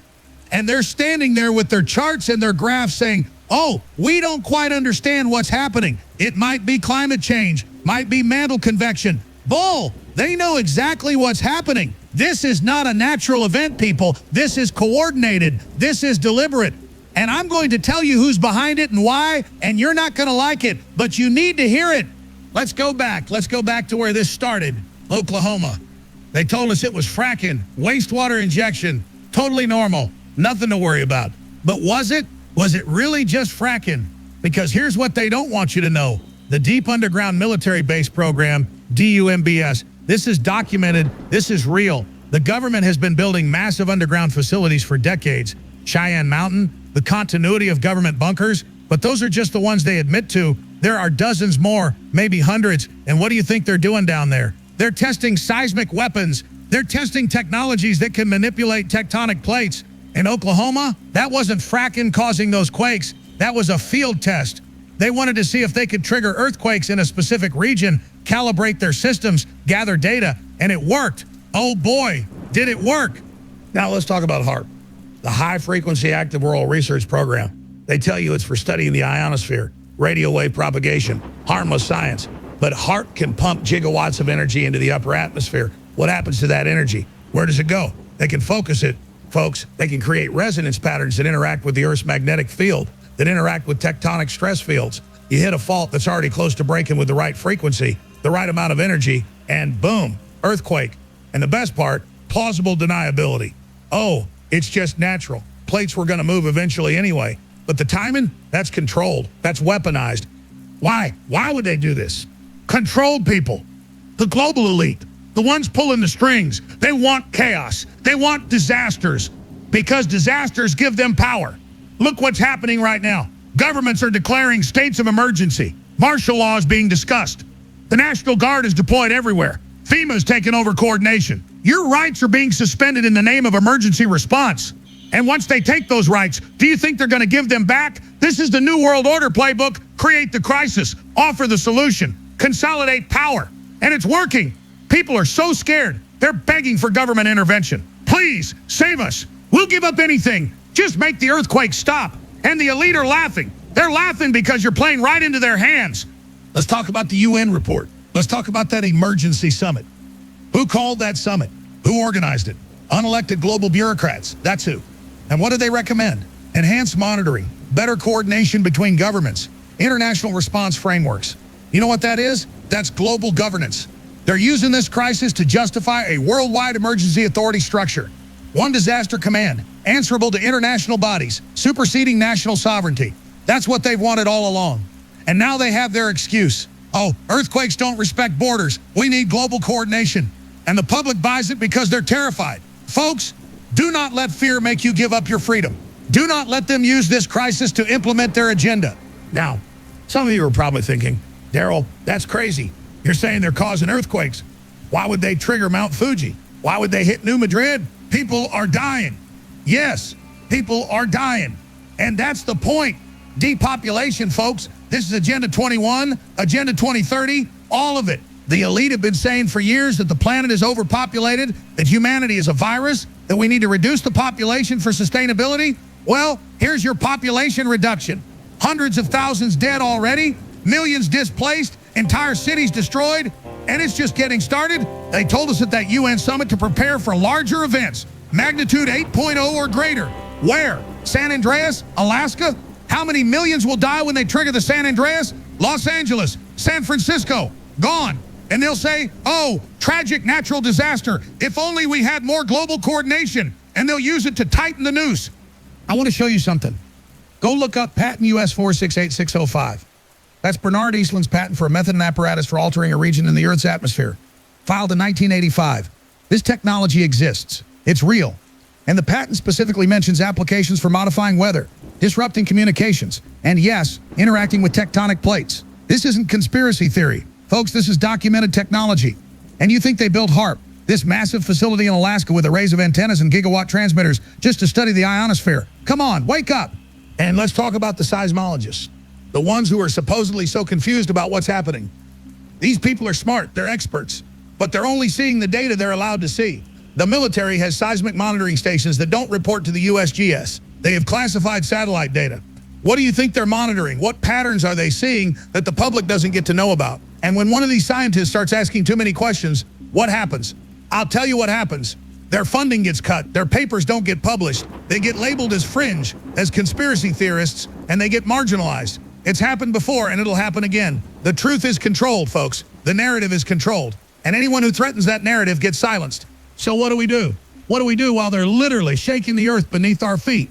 First, you prepare. Stock up on food, water, supplies, have cash on hand, because when the power grid goes down, and it will go down, your credit cards won't work. Second, you spread the word. Share this broadcast. Tell your friends, your family, your neighbors. Make sure people know what's really happening. They're going to try to censor this. They're going to call me crazy, call me a fearmonger. But when the San Andreas goes, when Los Angeles is rubble, when they implement martial law nationwide, you'll remember what I said. You'll remember that somebody tried to warn you. Third, do not comply with unconstitutional emergency orders. I'm not saying resist disaster response. If they tell you to evacuate because a volcano's erupting, yeah, get out of there. But when they start talking about mandatory relocations, about FEMA camps, about surrendering your firearms for public safety, that's when you say no. That's when you draw the line. Because, folks, this is the moment they've been planning for. This is the crisis they're going to use to implement total control. And the only thing standing between freedom and tyranny is an informed, awake, prepared population that refuses to be manipulated by fear. I'm going to end with this. They're going to call me insane for saying this stuff. They're going to try to deplatform me, silence me, discredit me. But I don't care. The truth is more important than my reputation. The truth is that we are under attack, not from earthquakes, but from the people using earthquakes as a weapon. And if we don't wake up, if we don't start asking questions and demanding answers, we're going to lose everything. Stay vigilant, folks. Stay informed. And whatever you do not let fear make you surrender your freedom. They're counting on you being afraid. Don't give them what they want.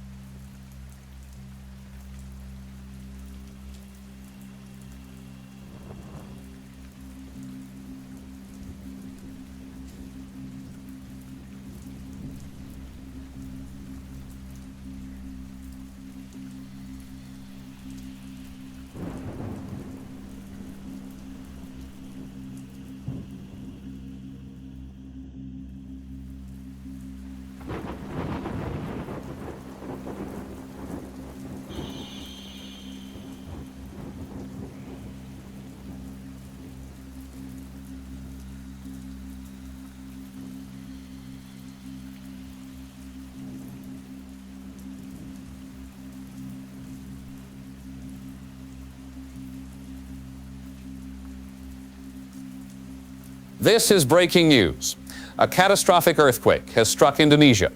At 4:23 a.m. local time, a magnitude 9.2 earthquake erupted along the Sunda Trench beneath the Java Sea. The city of Jakarta, home to over 10 million people, has been devastated. We're receiving reports of complete building collapses throughout the city, massive tsunami waves hitting coastal areas, and what officials are describing as total infrastructure failure. The death toll is expected to be catastrophic. Early estimates are in the hundreds of thousands. Paul Dreyfus is in Singapore, which felt strong shaking from this quake. Paul, what can you tell us? Harry, Singapore is about 500 miles from the epicenter, and we felt it strongly here. Buildings swayed for over 2 minutes. I was in my hotel room on the 23rd floor, and I genuinely thought the building was going to come down. But Harry, Jakarta is gone. The footage we're getting, the satellite images, it's apocalyptic. Entire neighborhoods are flattened, the harbor is destroyed, and the tsunami was massive. Wave heights estimated at 60 to 80 feet hit the coast within 20 minutes of the quake. There was no time to evacuate. I'm watching refugee boats arriving here in Singapore, thousands of people fleeing on anything that floats. I spoke with a man who was on a fishing boat offshore when it happened. He said he watched the city disappear behind a wall of water. Just disappear. The Indonesian government has declared a national emergency. They're requesting international assistance, but Harry, the scale of this is beyond anything we've prepared for. This isn't a disaster you recover from. This is a disaster you try to survive. Communications with Jakarta are almost completely down. Cell networks destroyed. Internet infrastructure gone. We're getting fragmentary reports from ham radio operators and satellite phones, but the picture is incomplete. What we do know is that hospitals are overwhelmed or destroyed, rescue services are paralyzed, and there's no clean water, no power, no functioning government infrastructure. Harry, this is the largest earthquake we've seen in this crisis. Magnitude 9.2, and it's not over. Aftershocks continue, several above magnitude 7.0. The region it's shattered. Paul, stay safe. Keep us updated. We're joined now by Dr. Jeff Jefferies, a geophysicist who's been studying subduction zones. Dr. Jefferies, magnitude 9.2. How does this compare to other historical earthquakes? Harry, this is one of the largest earthquakes in recorded history. It's comparable to the 2004 Indian Ocean quake, which killed over 230,000 people. A magnitude 9.2 releases an enormous amount of energy. To put it in perspective, it's nearly 30 times more powerful than a magnitude 8.0. The Sunda Trench is a massive subduction zone where the Indo-Australian plate is diving beneath the Eurasian plate. We've known for years this was a major hazard, but the timing, coming now in the midst of everything else, it's ominous. Is this connected to the other earthquakes we've been experiencing? Cascadia, New Madrid, the Ring of Fire activity? I believe it is, yes. What we're witnessing is a global tectonic event. These subduction zones around the Pacific and Indian Oceans, they're all part of an interconnected system. When Cascadia ruptured, it changed stress distribution across the entire Pacific plate boundary. That loading has been progressively triggering other sections. We saw it in Japan, in the Philippines, and now here in Indonesia. And Harry, this magnitude 9.2, this is going to load even more stress onto adjacent zones. The domino effect is accelerating. What about volcanic activity? We've seen Mount Rainier, Popocatépetl, Mount Fuji erupt. Are we expecting more? Almost certainly. Indonesia sits on the Ring of Fire with dozens of active volcanoes. A quake of this magnitude will have shaken every volcanic system in the region. We're already getting reports of increased activity at Krakatoa, though it hasn't erupted yet. Mount Marapi, Mount Agung, these are all volcanoes that could be triggered. And honestly, given what we've seen, I'd be surprised if we don't see multiple eruptions in the coming days. Dr. Jefferies, I need to ask you directly, how bad is this going to get? Harry, I don't want to cause panic. But we're in unprecedented territory. We've now had a magnitude 9.2 event. That's approaching the upper limit of what subduction zones can produce. If this pattern continues, if we see more magnitude 8.5 or greater quakes on other major faults, we're looking at a global crisis that will challenge every institution we have. Jakarta is a city of 10 million people, and it's essentially been erased. If a magnitude 9 or greater hits a densely populated area like California, or if multiple such quakes happen simultaneously or in rapid sequence, the death toll could be in the millions.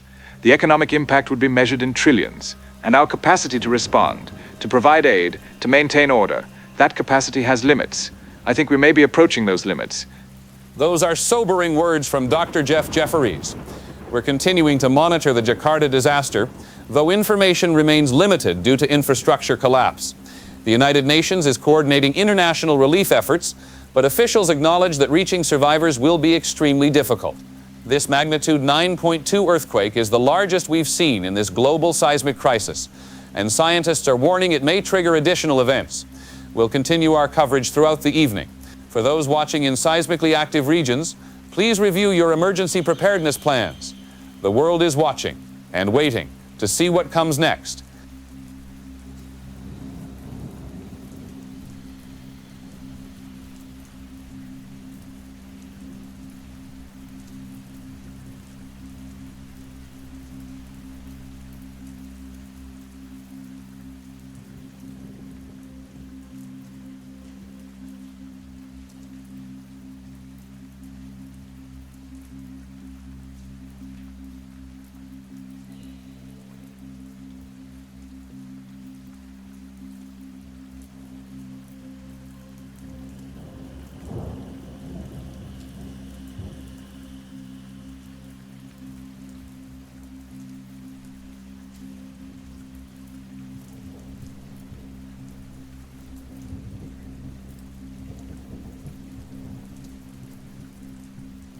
We have lost contact with our Seattle bureau.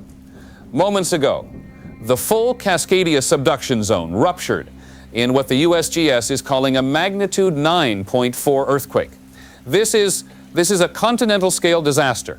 Seattle, Portland, Vancouver, all three cities are reporting catastrophic damage. We're getting fragmentary reports of complete infrastructure collapse, massive fires, and a tsunami that has wiped out entire coastal communities. Mount Rainier's eruption has intensified dramatically. Lahars, volcanic mudflows, are burying towns in river valleys. Rachel Wando is in Sacramento, where evacuees are flooding in. Rachel, what are you seeing? Harry, I don't even know where to start. Sacramento is being overwhelmed.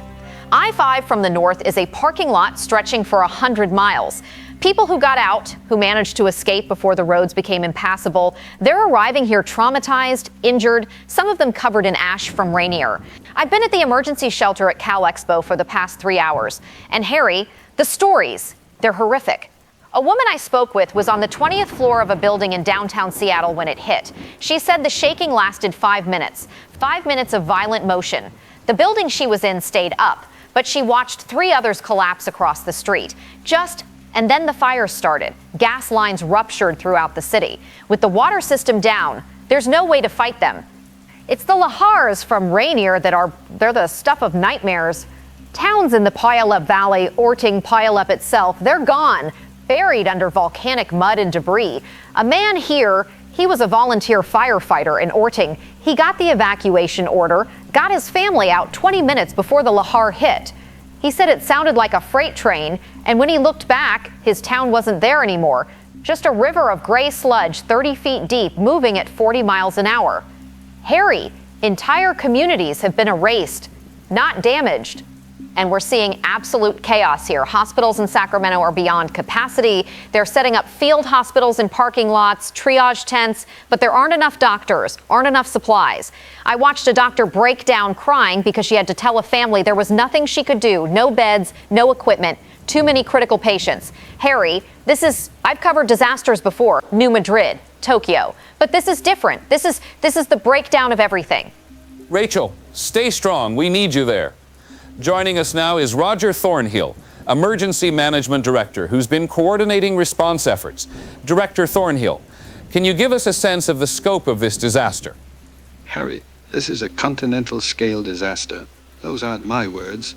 That's the official designation. We estimate casualties in the hundreds of thousands. Seattle, Portland, Vancouver, these are major metropolitan areas with millions of people. Infrastructure is gone. I mean completely gone. Bridges across the Columbia River, down. SeaTac Airport, runways buckled and control tower collapsed. Port of Seattle, destroyed by the tsunami. Every major transportation artery in the Pacific Northwest has been severed. We can't get aid in by ground. We're trying to establish air corridors, but with rainier erupting and ash in the atmosphere, it's extremely dangerous to fly. What about the tsunami? What's the extent of coastal damage? Catastrophic.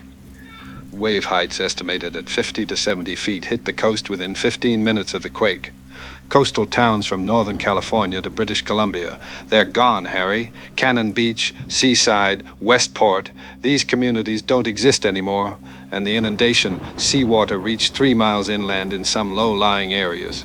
Everything in that zone is destroyed or contaminated with salt water. Director Thornhill, I need to ask you directly.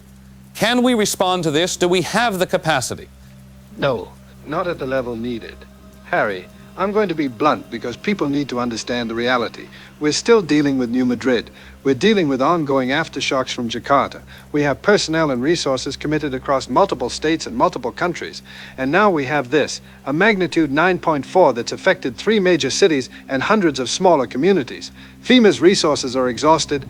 State National Guard units are deployed, but they're overwhelmed. We're getting offers of international assistance, but coordinating that takes time, and time is what people trapped in collapsed buildings don't have.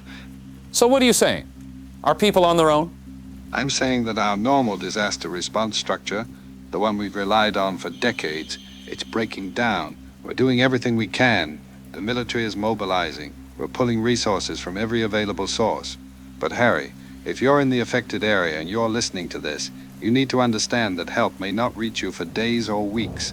Self-rescue, community support, that's what's going to save lives right now, not government response teams. We can't get there fast enough. Director Thornhill, Dr. Jill Valentine warned us that the San Andreas could be next. She said this magnitude 9.4 might trigger California. Is that still your assessment? Yes. The USGS is reporting abnormal seismic activity along the southern San Andreas. Harry, I don't want to cause panic, but people in California need to be prepared for the possibility of a major earthquake within hours or days. We're issuing advisories. We're pre-positioning what resources we have. But if the San Andreas goes while we're still dealing with Cascadia, I don't know what we do. I honestly don't know. The governor of Washington has requested federal disaster declaration. The president has approved it. Martial law has been declared in Washington, Oregon, and Northern California. The National Guard, active duty military, all are being deployed, but as Director Thornhill just told us, the capacity to respond is reaching its limits. We're going to continue our coverage, but I want to echo what Director Thornhill said. If you're in the affected area, you may be on your own for a while. Help your neighbors. Pool resources. And if you're in California, prepare for the possibility that you could be next. This is no longer about individual disasters. This is about the survival of communities, of regions, of our entire way of life. We'll be right back.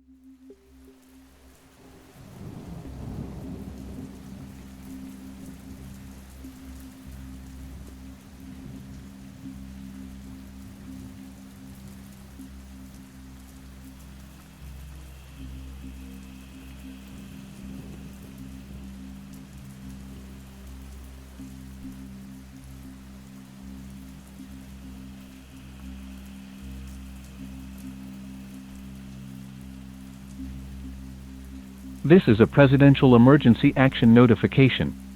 The President of the United States has declared a national emergency. A magnitude 9.4 earthquake has occurred in the Pacific Northwest. The states of Washington, Oregon, and Northern California have experienced catastrophic damage. Night immediately, martial law has been declared in the following areas: Washington State, Oregon, and Northern California counties north of Sacramento. All civilian air travel is suspended nationwide until further notice. All citizens are advised to shelter in place unless ordered to evacuate by local authorities. Military and National Guard personnel are authorized to maintain order and provide emergency assistance. Citizens are required to comply with all instructions from military and law enforcement personnel. Curfews are in effect from sunset to sunrise in affected areas. Violators will be detained. Emergency supplies of food and water are being distributed at designated military checkpoints. Do not attempt to enter restricted zones. All citizens are urged to remain calm and follow official instructions. Further updates will be provided as the situation develops. This is a presidential emergency action notification. Remain tuned to this station for updates. This message will repeat.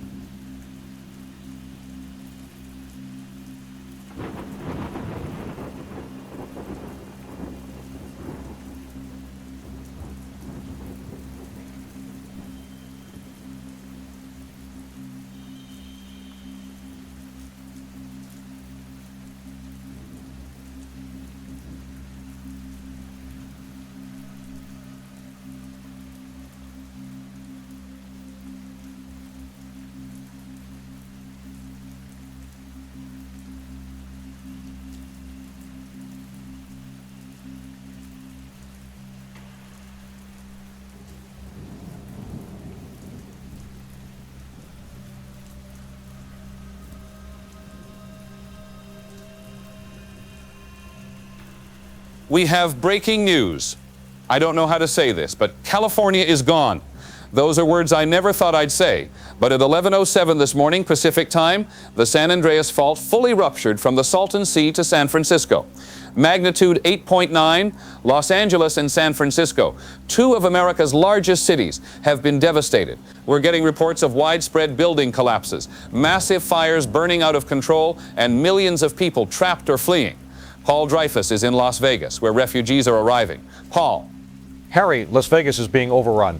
I-15 from Los Angeles, it's just a solid stream of people, cars, trucks, people on foot carrying whatever they could grab. The Nevada National Guard has set up checkpoints on the state line, trying to process people, but there's no way to handle this volume. Tens of thousands, maybe hundreds of thousands fleeing California. And Harry, the stories, I talked to a family from Riverside. They were in their house when it hit. The father said the ground rippled like water, fences snapping, houses shifting off foundations, pavement cracking open. They got in their car and started driving east, and he said looking back, he could see smoke rising from dozens of fires across the valley. We're seeing looting, Harry, not in Las Vegas, but people arriving here with stories from L.A. With police and fire departments overwhelmed with no water pressure to fight fires, social order is breaking down. Stores being looted, people fighting over supplies, and it's not just criminals, it's regular people who are desperate, who don't know when help is coming, if help is coming. One man told me he watched his neighbor's house burn while firefighters drove past because they had to triage, only responding to the biggest fires or where people were trapped. Harry, this is societal collapse. This isn't a disaster we recover from. This is California, the fifth largest economy in the world, just gone. Paul, what's the situation with emergency services? Are there any coordinated rescue efforts? Not that we can see. The people making it out say communications are down throughout Southern California. Cell networks overloaded or destroyed. The freeways, multiple overpasses have collapsed. The I-10, the 405, I-5, all reporting major structural failures. People are trapped in cars under collapsed roadways, trapped in buildings. And Harry, with the Pacific Northwest still in crisis, with FEMA's resources already exhausted, I don't know where help comes from.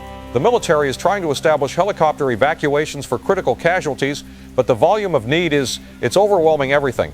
We're joined now by Roger Thornhill, structural engineer who's been analyzing the damage. Mr. Thornhill, can you help us understand the scale of structural failure we're seeing?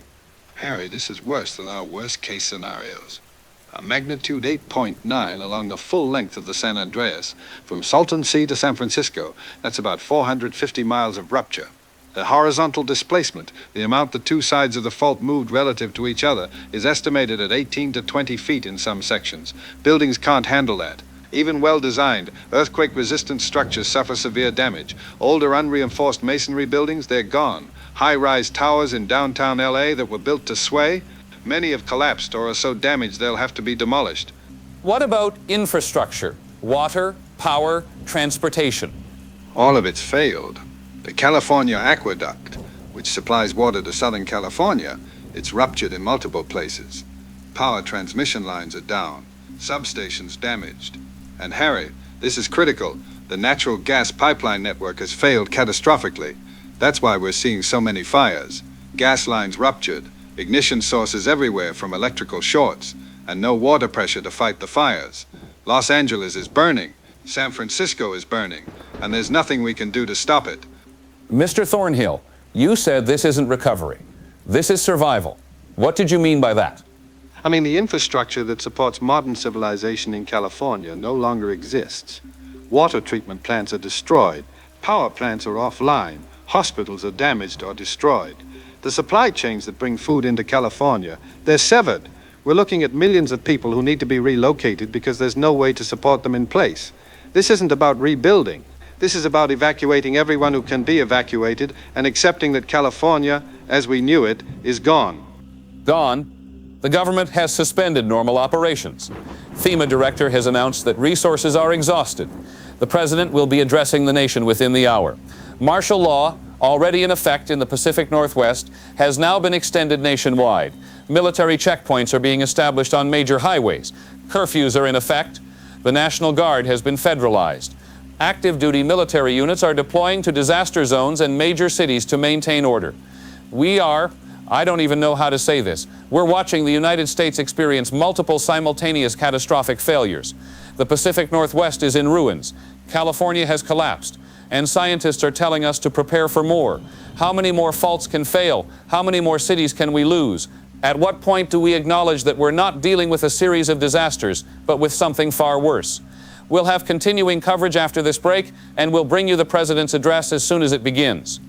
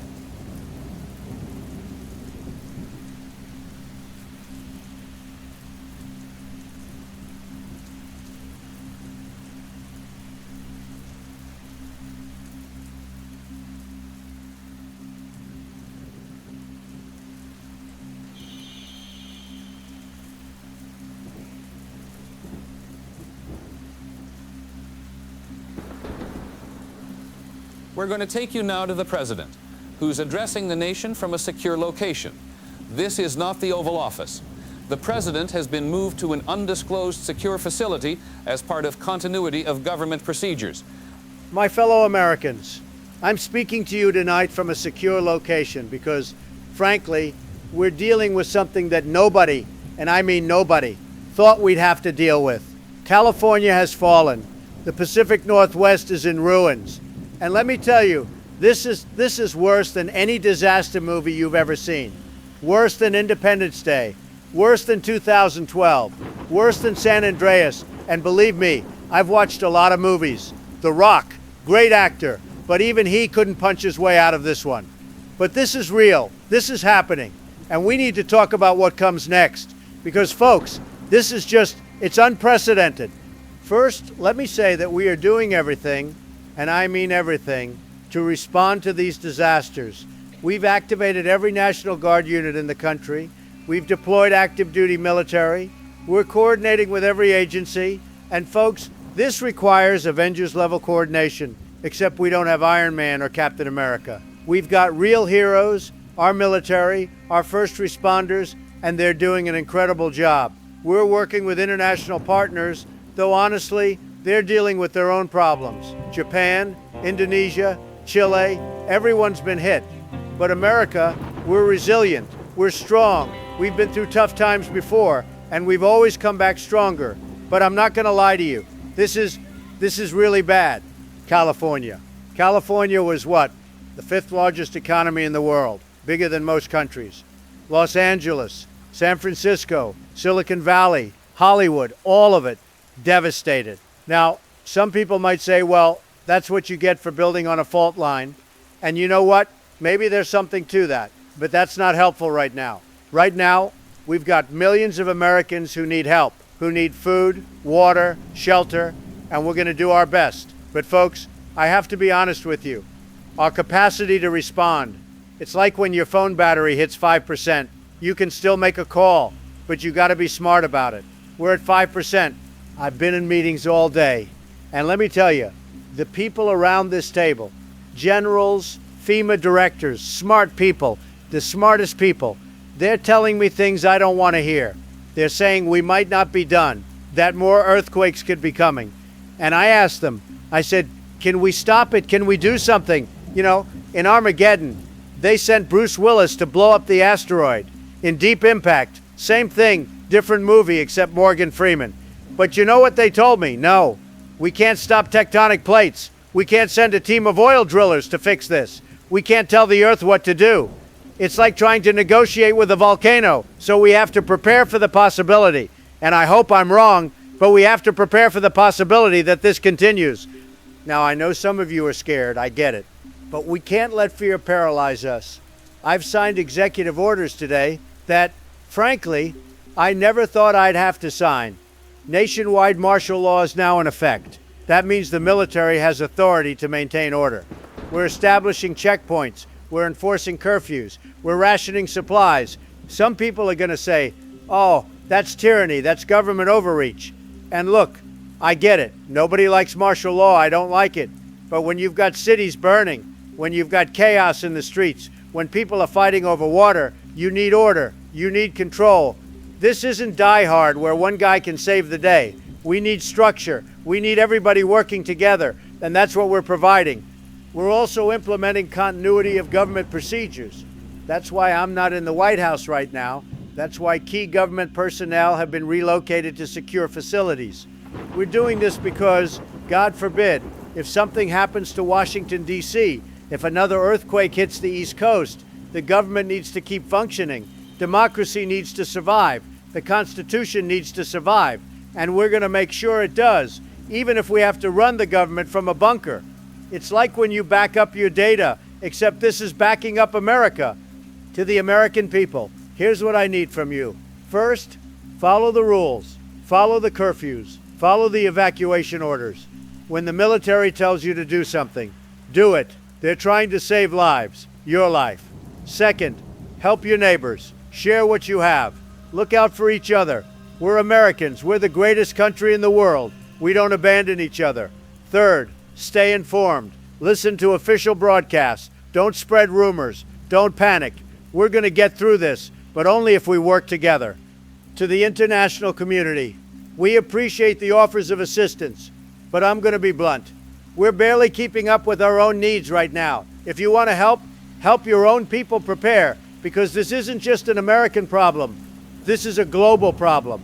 The entire Ring of Fire is active. What happened to us could happen to you. So get ready, because I don't think this is over. Look, I've been through a lot of tough situations. Business deals gone wrong, political battles, you name it.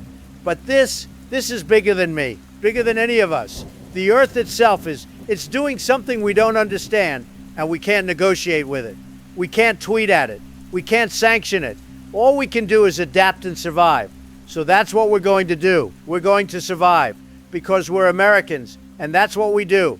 God bless you. God bless America, and may God have mercy on us all. Stay safe out there.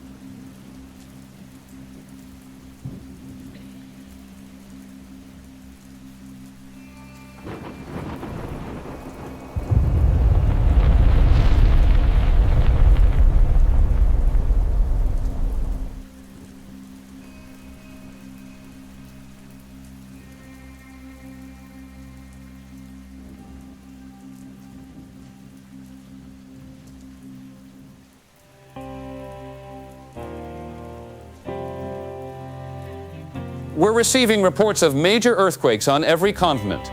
Within the past 2 hours, magnitude 8.0 or greater quakes have struck Turkey, Japan, Chile, New Zealand, and Alaska.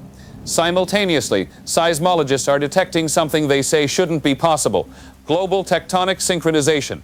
Rachel Wando is in Denver, where buildings are collapsing and fires are spreading. Rachel, are you safe? Harry, I don't know if anywhere is safe anymore. Denver just got hit by a magnitude 8.5. We're 1,000 miles from any major fault, and the ground shook for 3 minutes. I'm watching the downtown skyline, and at least 6 high-rises have collapsed. The Capitol building, the dome is cracked. Fires are breaking out everywhere, car alarms, screaming, people running in every direction. Nobody knows where to go because there's no safe place. We've covered so many disasters. I was in Tokyo, I was in Sacramento for the Cascadia evacuations. But this feels different. This feels like the entire planet is coming apart. I just got word from our producers. They're seeing reports from everywhere. Tokyo got hit again, magnitude 8.7. Mount Fuji's eruption has intensified. Chile, magnitude 9.0 along their subduction zone. Turkey, the North Anatolian Fault, magnitude 8.3. Harry, these are all happening at the same time, within minutes of each other. How is that possible? How do faults on opposite sides of the planet move simultaneously? And the volcanoes, Harry. We're getting reports of eruptions at Etna, Vesuvius, volcanoes throughout Indonesia, the Andes. It's like every volcanic system on Earth is responding to something. I talked to a seismologist here in Denver, and she said the Earth's crust is vibrating in harmony. Those were her words, vibrating in harmony, like a bell that's been struck. Except the bell is the entire planet. Rachel, please find shelter. Get somewhere safe. We're joined now by Dr. Thomas Doyle, who's been with us since the beginning of this crisis. Dr. Doyle, what is happening? Is the Earth's crust failing everywhere at once? Harry, I don't even know where to begin. What we're observing, it shouldn't be possible according to our models. Global tectonic synchronization, plates worldwide moving in coordinated fashion. It's never been documented. We knew stress transfer was real. We knew large earthquakes could trigger others, but this, simultaneous magnitude 8.0 or greater events across multiple continents, the energy involved, the mechanism that could cause this, we don't understand it. Dr. Doyle, your voice is shaking. Are you all right? No, Harry, I'm not all right. None of us are all right. I've spent my entire career studying earthquakes, trying to understand how the Earth works, how to predict these events, how to save lives. And everything I thought I knew, it's wrong, or incomplete, or I don't know. We're detecting seismic activity everywhere, not just the big events. Minor faults that have been stable for millennia are slipping. The entire global network of monitoring stations is lighting up like a Christmas tree. And Harry, the pattern we're seeing, it's suggesting that the crust isn't just failing in isolated sections anymore. It's failing as a system. What does that mean, failing as a system? It means imagine the Earth's crust as a puzzle, pieces fitting together under tension. Normally, one piece shifts and the others adjust gradually over years or centuries. What we're seeing now is all the pieces trying to move at once. The stress that's been building on these faults, some of them for hundreds or thousands of years, it's being released simultaneously. And when that happens, when you have this level of coordinated movement, I don't know if it stops. I don't know if the crust can restabilize from this, or if we're witnessing a fundamental reorganization of the planet's tectonic structure. Dr. Doyle, what should people do? Where can they go? I don't know. I wish I had better guidance, but I don't. If you're near the coast, get to high ground because tsunamis are being generated worldwide. If you're inland, stay out of buildings that aren't earthquake resistant. But Harry, the truth is, if the entire crust is destabilizing, there may not be a safe place. This is an extinction level event for modern civilization. I'm sorry. I'm sorry I don't have better answers. I'm getting word that communication networks worldwide are failing. Internet backbones are down. Satellite links are intermittent. Cell towers destroyed or without power. We may lose the ability to broadcast soon. If you're hearing this, if you're still receiving this signal, know that I don't even know what to tell you. Find your families. Help your neighbors. The government, the military, emergency services, everyone is overwhelmed. Everyone is dealing with the same crisis you are. We're on our own now. Each community, each family, on their own. Dr. Doyle, thank you for your honesty throughout this crisis, for not sugarcoating what we're facing. To everyone watching, I've been a journalist for 30 years. I've covered wars, disasters, tragedies. But I never thought I'd be reporting on the end of the world. Yet here we are. The Earth's crust is failing everywhere. Cities are collapsing. Millions are dead, maybe tens of millions. And according to our best scientists, it's not stopping. May God have mercy on us all. We'll continue broadcasting as long as we can, but if this is the last time you hear from us, thank you for trusting us with your time. Stay strong, stay together, and if there's anyone listening who survives what's coming, tell them we tried. Tell them we tried to warn everyone. We tried to help. We tried to make sense of it. But in the end, the Earth had other plans.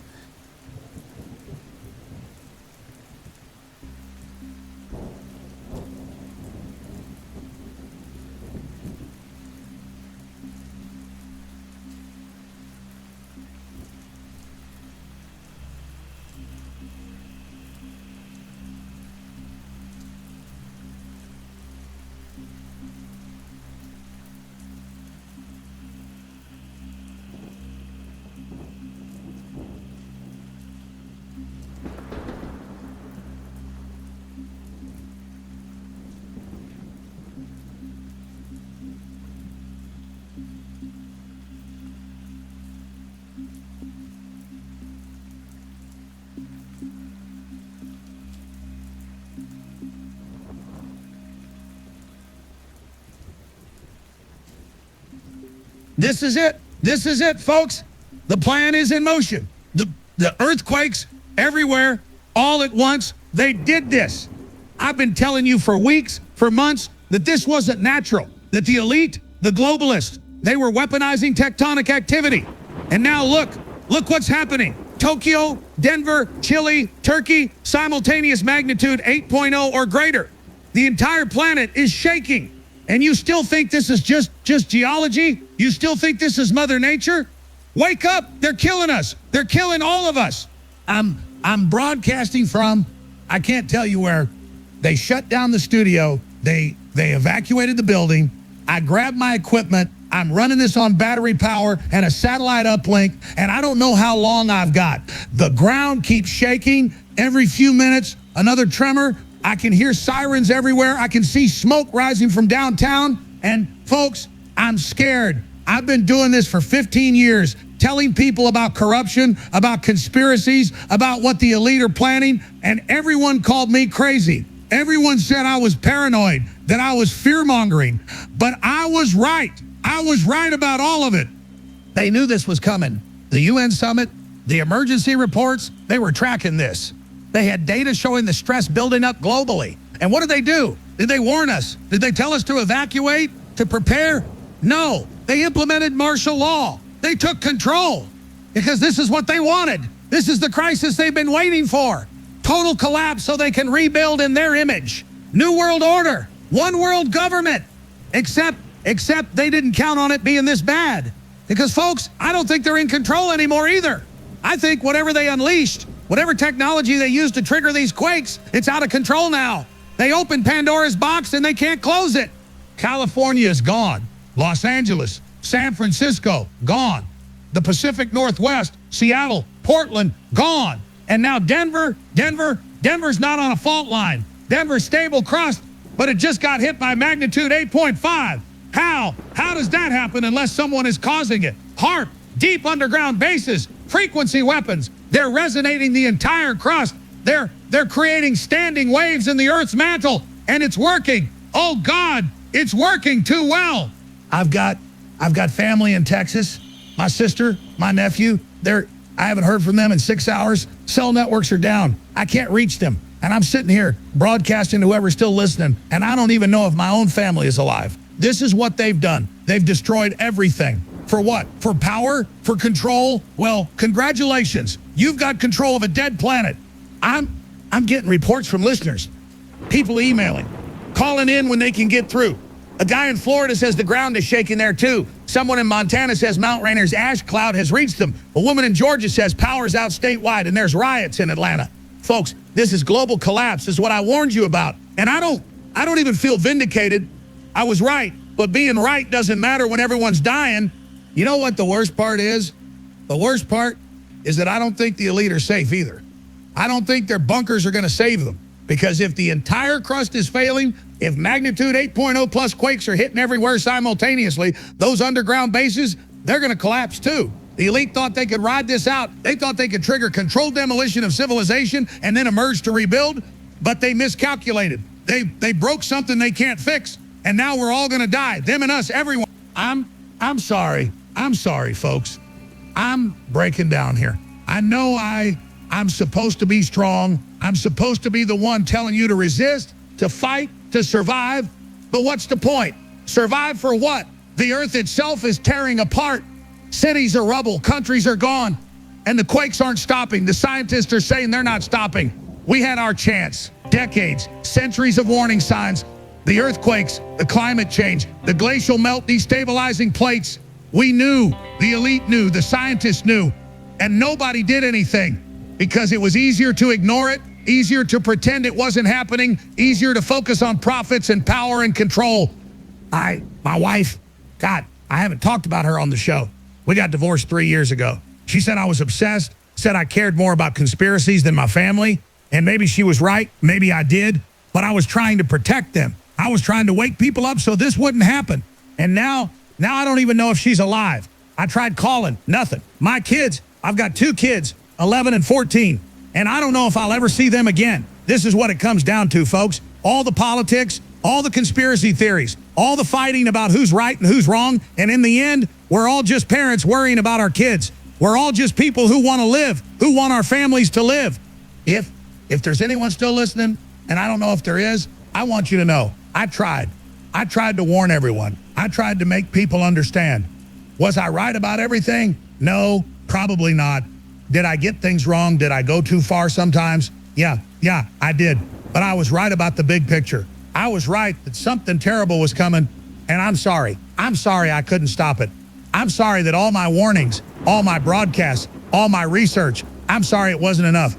The ground's shaking again. I can feel it through the floor. This is a big one. The equipment's falling off the desk. I should probably try to get outside, but what's the point? Outside or inside, if a magnitude 9 hits, if a magnitude 10 hits like they're predicting, there's nowhere to go.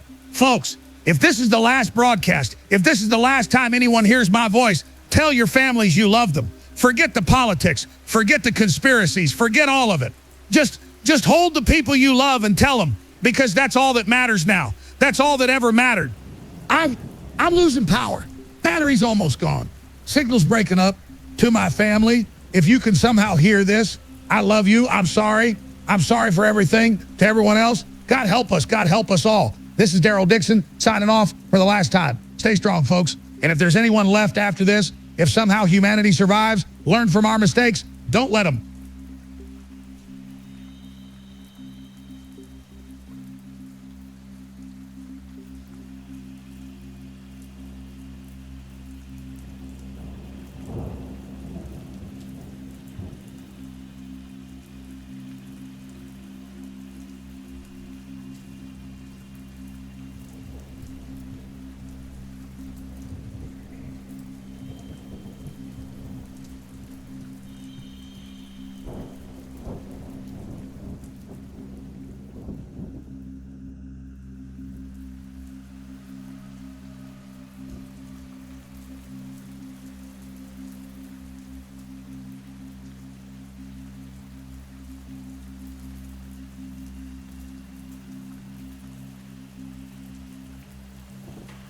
This is, if anyone can still hear this, the USGS is reporting seismic activity unlike anything ever recorded. The East African Rift is opening. The Himalayan thrust has failed.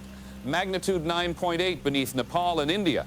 The mid-Atlantic ridge is fracturing. and they're detecting something else, something they're calling a global seismic event, magnitude 10.2, the largest earthquake in Earth's history. Multiple fault systems failing simultaneously across every continent. If you're hearing this, this is it. The president is sending out a pre-recorded message. We're trying to get the audio so you can hear it, but we are having technical difficulties. Stand by. To the American people, to anyone who can hear this, there is no evacuation plan for this. The magnitude of, we're getting reports from NORAD, from the Pentagon, the entire tectonic system is, God help us. There's nothing we can do, nothing anyone can do. If you're with family, stay with them. If you're alone, I'm sorry. We did our best, but it wasn't enough. May God have mercy. We've lost the feed. Most of our feeds are down. I can feel the building shaking. Studio lights are swaying.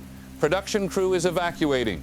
I'm going to stay on air as long as possible. Someone needs to document this. We've been picking up ham radio transmissions, emergency frequencies. Here are some recordings of what we've heard. I'm going to patch them through. These may be the last voices, the last witnesses. Stand by. K7 X-ray Delta calling any station. Is anyone out there? I'm in Montana, about 60 miles north of Yellowstone, and the ground is, Jesus Christ, the ground is splitting open. I can see fissures, must be 30, 40 feet across. Steam or gas coming up. Sky is full of ash. Can't tell if it's from Rainier or Yellowstone. My house is. The foundation just cracked. I need to get out, but there's nowhere to... The radio signal cut out after that. Here's another one. November 4 Zulu Tango. I'm broadcasting from offshore, about 200 miles west of San Francisco. We're on a fishing vessel. The ocean is, I don't even know how to describe this. Massive waves, not tsunami waves. Just the ocean itself is churning. Water's boiling in some areas. We can see the coast, or where the coast was. The coastline has changed. There's steam rising everywhere. Lightning, volcanic lightning, I think, all across the horizon. The GPS says we're in the same position, but the depth reading it's wrong. It's way off, like the sea floor is rising, or the continents are. What was that? The water just dropped, like 20 feet in seconds. Something's pulling the ocean. Those were the last transmissions we received. Our seismographs here in the building are off scale, literally off scale. The needle's just pegged to the right. I can hear glass breaking. Somewhere in the building, structural damage. To anyone still receiving this signal, I don't know what to tell you. The Earth continents are shifting. The crust is failing everywhere. This isn't a disaster. This is the end of the world as we know it. I've been a journalist for 33 years. I've reported from war zones, from disasters, from the front lines of history. But this is beyond anything. We all thought humanity was permanent. That civilization would continue. We worried about climate change, about politics, about the economy. And all along, the ground beneath our feet was temporary. We built our cities on a crust that was just waiting to fail. And now it has. The lights are flickering. Power's going to go soon. When it does, this signal dies. And maybe that's appropriate. The end of broadcasting, the end of communication, the end of everything. To my colleagues who've been with me through this crisis, Rachel, Paul, Dr. Doyle, all of you, thank you. To my family, if somehow you can hear this, I love you. I'm sorry I wasn't there. To everyone who trusted us with their time, who tuned in day after day as we tried to make sense of this, thank you for listening. We did our best to tell you the truth, to keep you informed, to help you prepare. But in the end, there was no preparing for this. The Earth decided it was time for a reset. And humanity, with all our technology, all our knowledge, all our civilization, we're just passengers. We were always just passengers. The shaking is getting worse. Buildings groaning. I should probably leave, but where would I go? At least here, I can keep broadcasting. At least here, someone might hear. Some record might survive. So if there's anyone after this, if somehow the species survives, if some small group of humans makes it through, know this, we tried. We really did. We built beautiful things. We created art, music, literature, science. We loved, we dreamed, we hoped. And in the end, when the Earth opened up beneath us, we faced it together.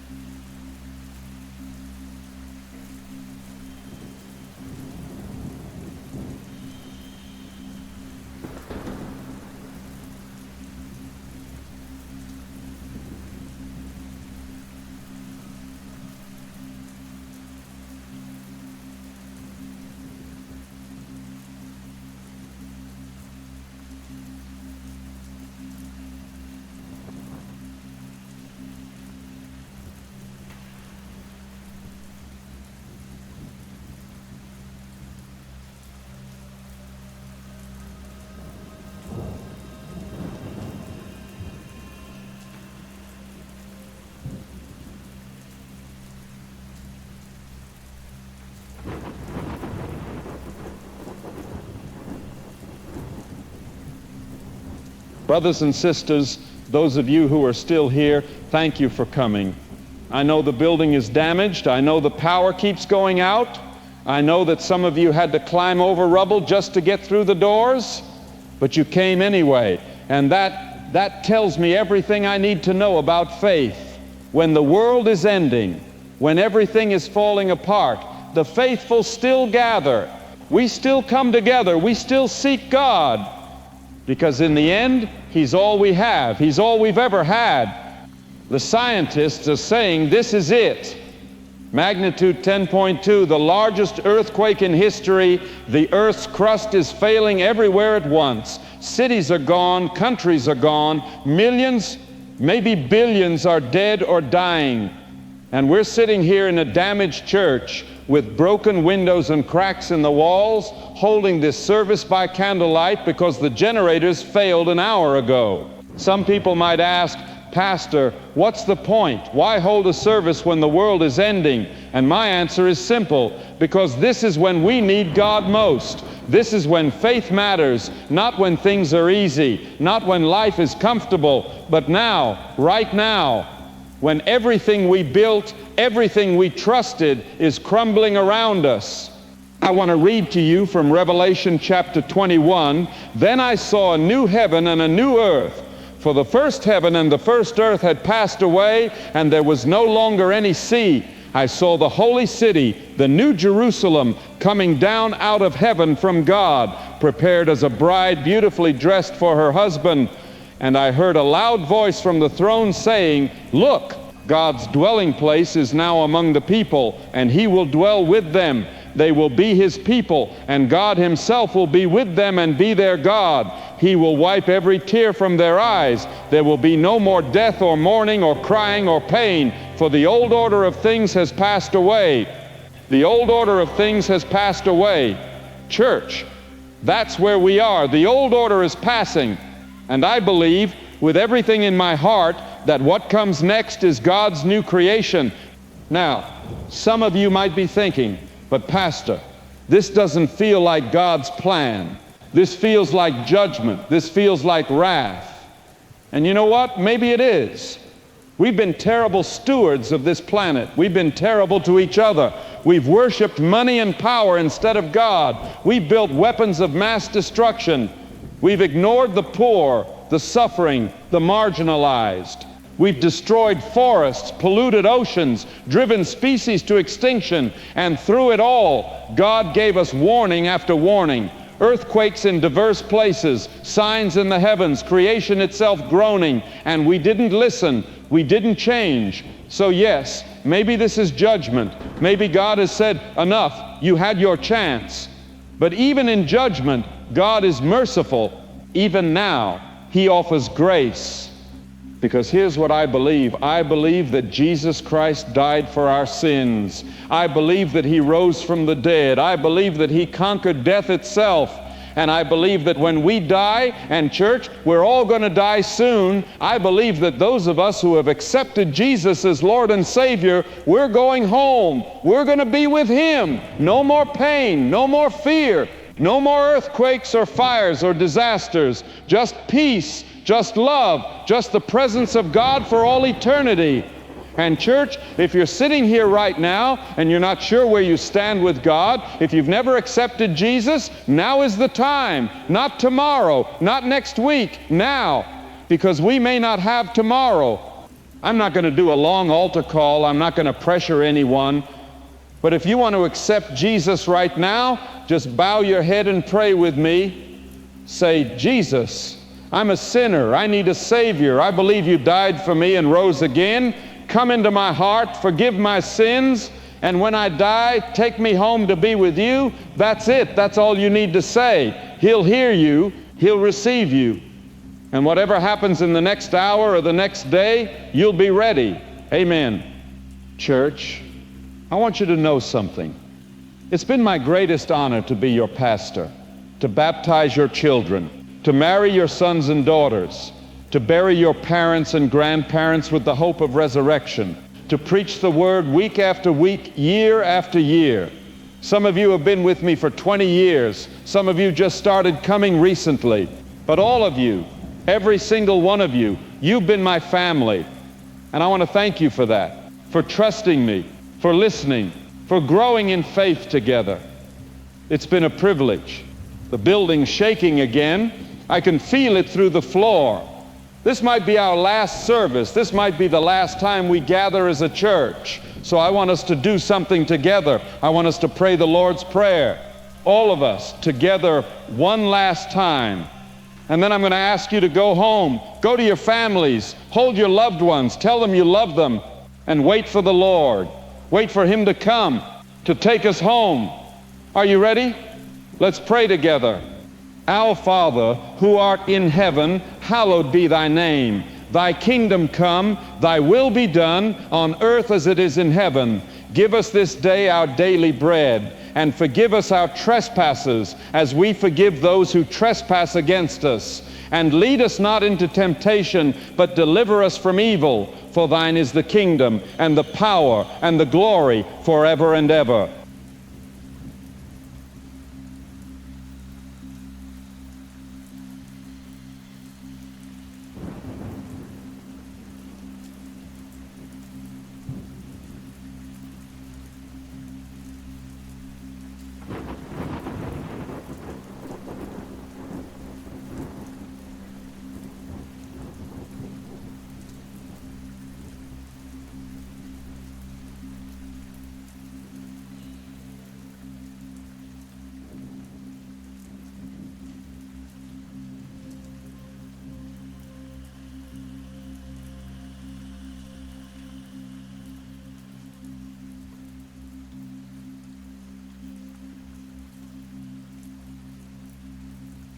Hey, if anyone's still listening to this, I don't even know if this is going out. Power's been out for, what, 6 days now? I'm running this off a generator and some old podcasting equipment I had in storage. I'm in Colorado, outside Denver, and man, I don't even know where to start. The ground hasn't stopped moving. Like, it's not constant, but every few hours you feel it. Another aftershock. Sometimes it's just a little rumble, enough to make you freeze and think, is this it? Is this the big one? Other times it's strong enough that stuff falls off shelves, car alarms go off, people start screaming, you don't sleep anymore, not really. You kind of just, you close your eyes for a bit, but you're always half awake, waiting for the next one. Denver's, it's not gone like Los Angeles or Jakarta, but it's hurt. Downtown has buildings that collapsed, the highways have these massive cracks running through them, and the people, man, everyone's just trying to survive. There's no running water. The city's water mains are all broken. So you're either drinking bottled water if you can find it, or you're boiling whatever you can get from streams, rain, water, whatever. Food's getting scarce. Grocery stores got cleaned out in the first 2 days, and now it's just, if you didn't prepare, you're in trouble. The government's trying. I'll give them that.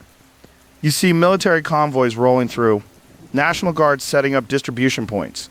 But there's not enough to go around. There's just not enough. And people are getting desperate. I've heard gunshots at night, seen fires burning where there shouldn't be fires. It's not total chaos yet, but you can feel it coming. Like, society's this thin layer over something primal, and that layer's cracking. Communications are spotty. Cell towers are down. Internet's mostly gone. I've got a ham radio, and that's how I'm hearing what's happening elsewhere. And folks, it's bad everywhere. Europe's getting hit, Africa, Asia. It's like the entire planet decided to shake itself apart all at once. The scientists, the ones I talked to weeks ago, they were right. This wasn't just earthquakes, this was something bigger. And I don't think it's done. I keep thinking about the conversations I had on this show.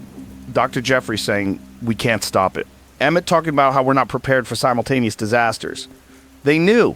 They tried to tell us. And some people listened, stocked up, got ready. But most people, they thought it wouldn't happen to them. I don't blame them. How do you prepare for the end of the world? If you're listening to this, wherever you are, here's what I'll say.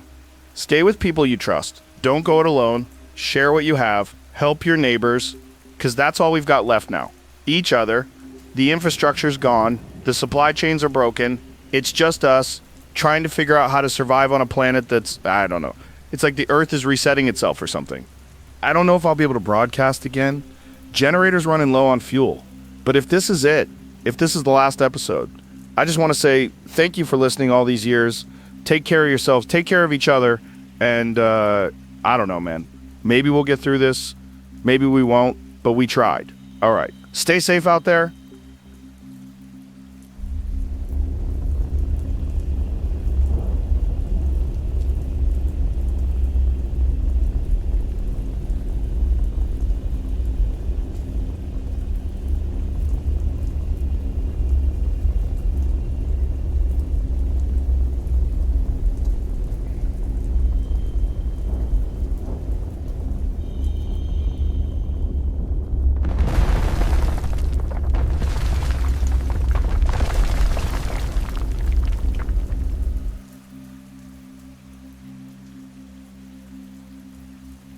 Good evening once more.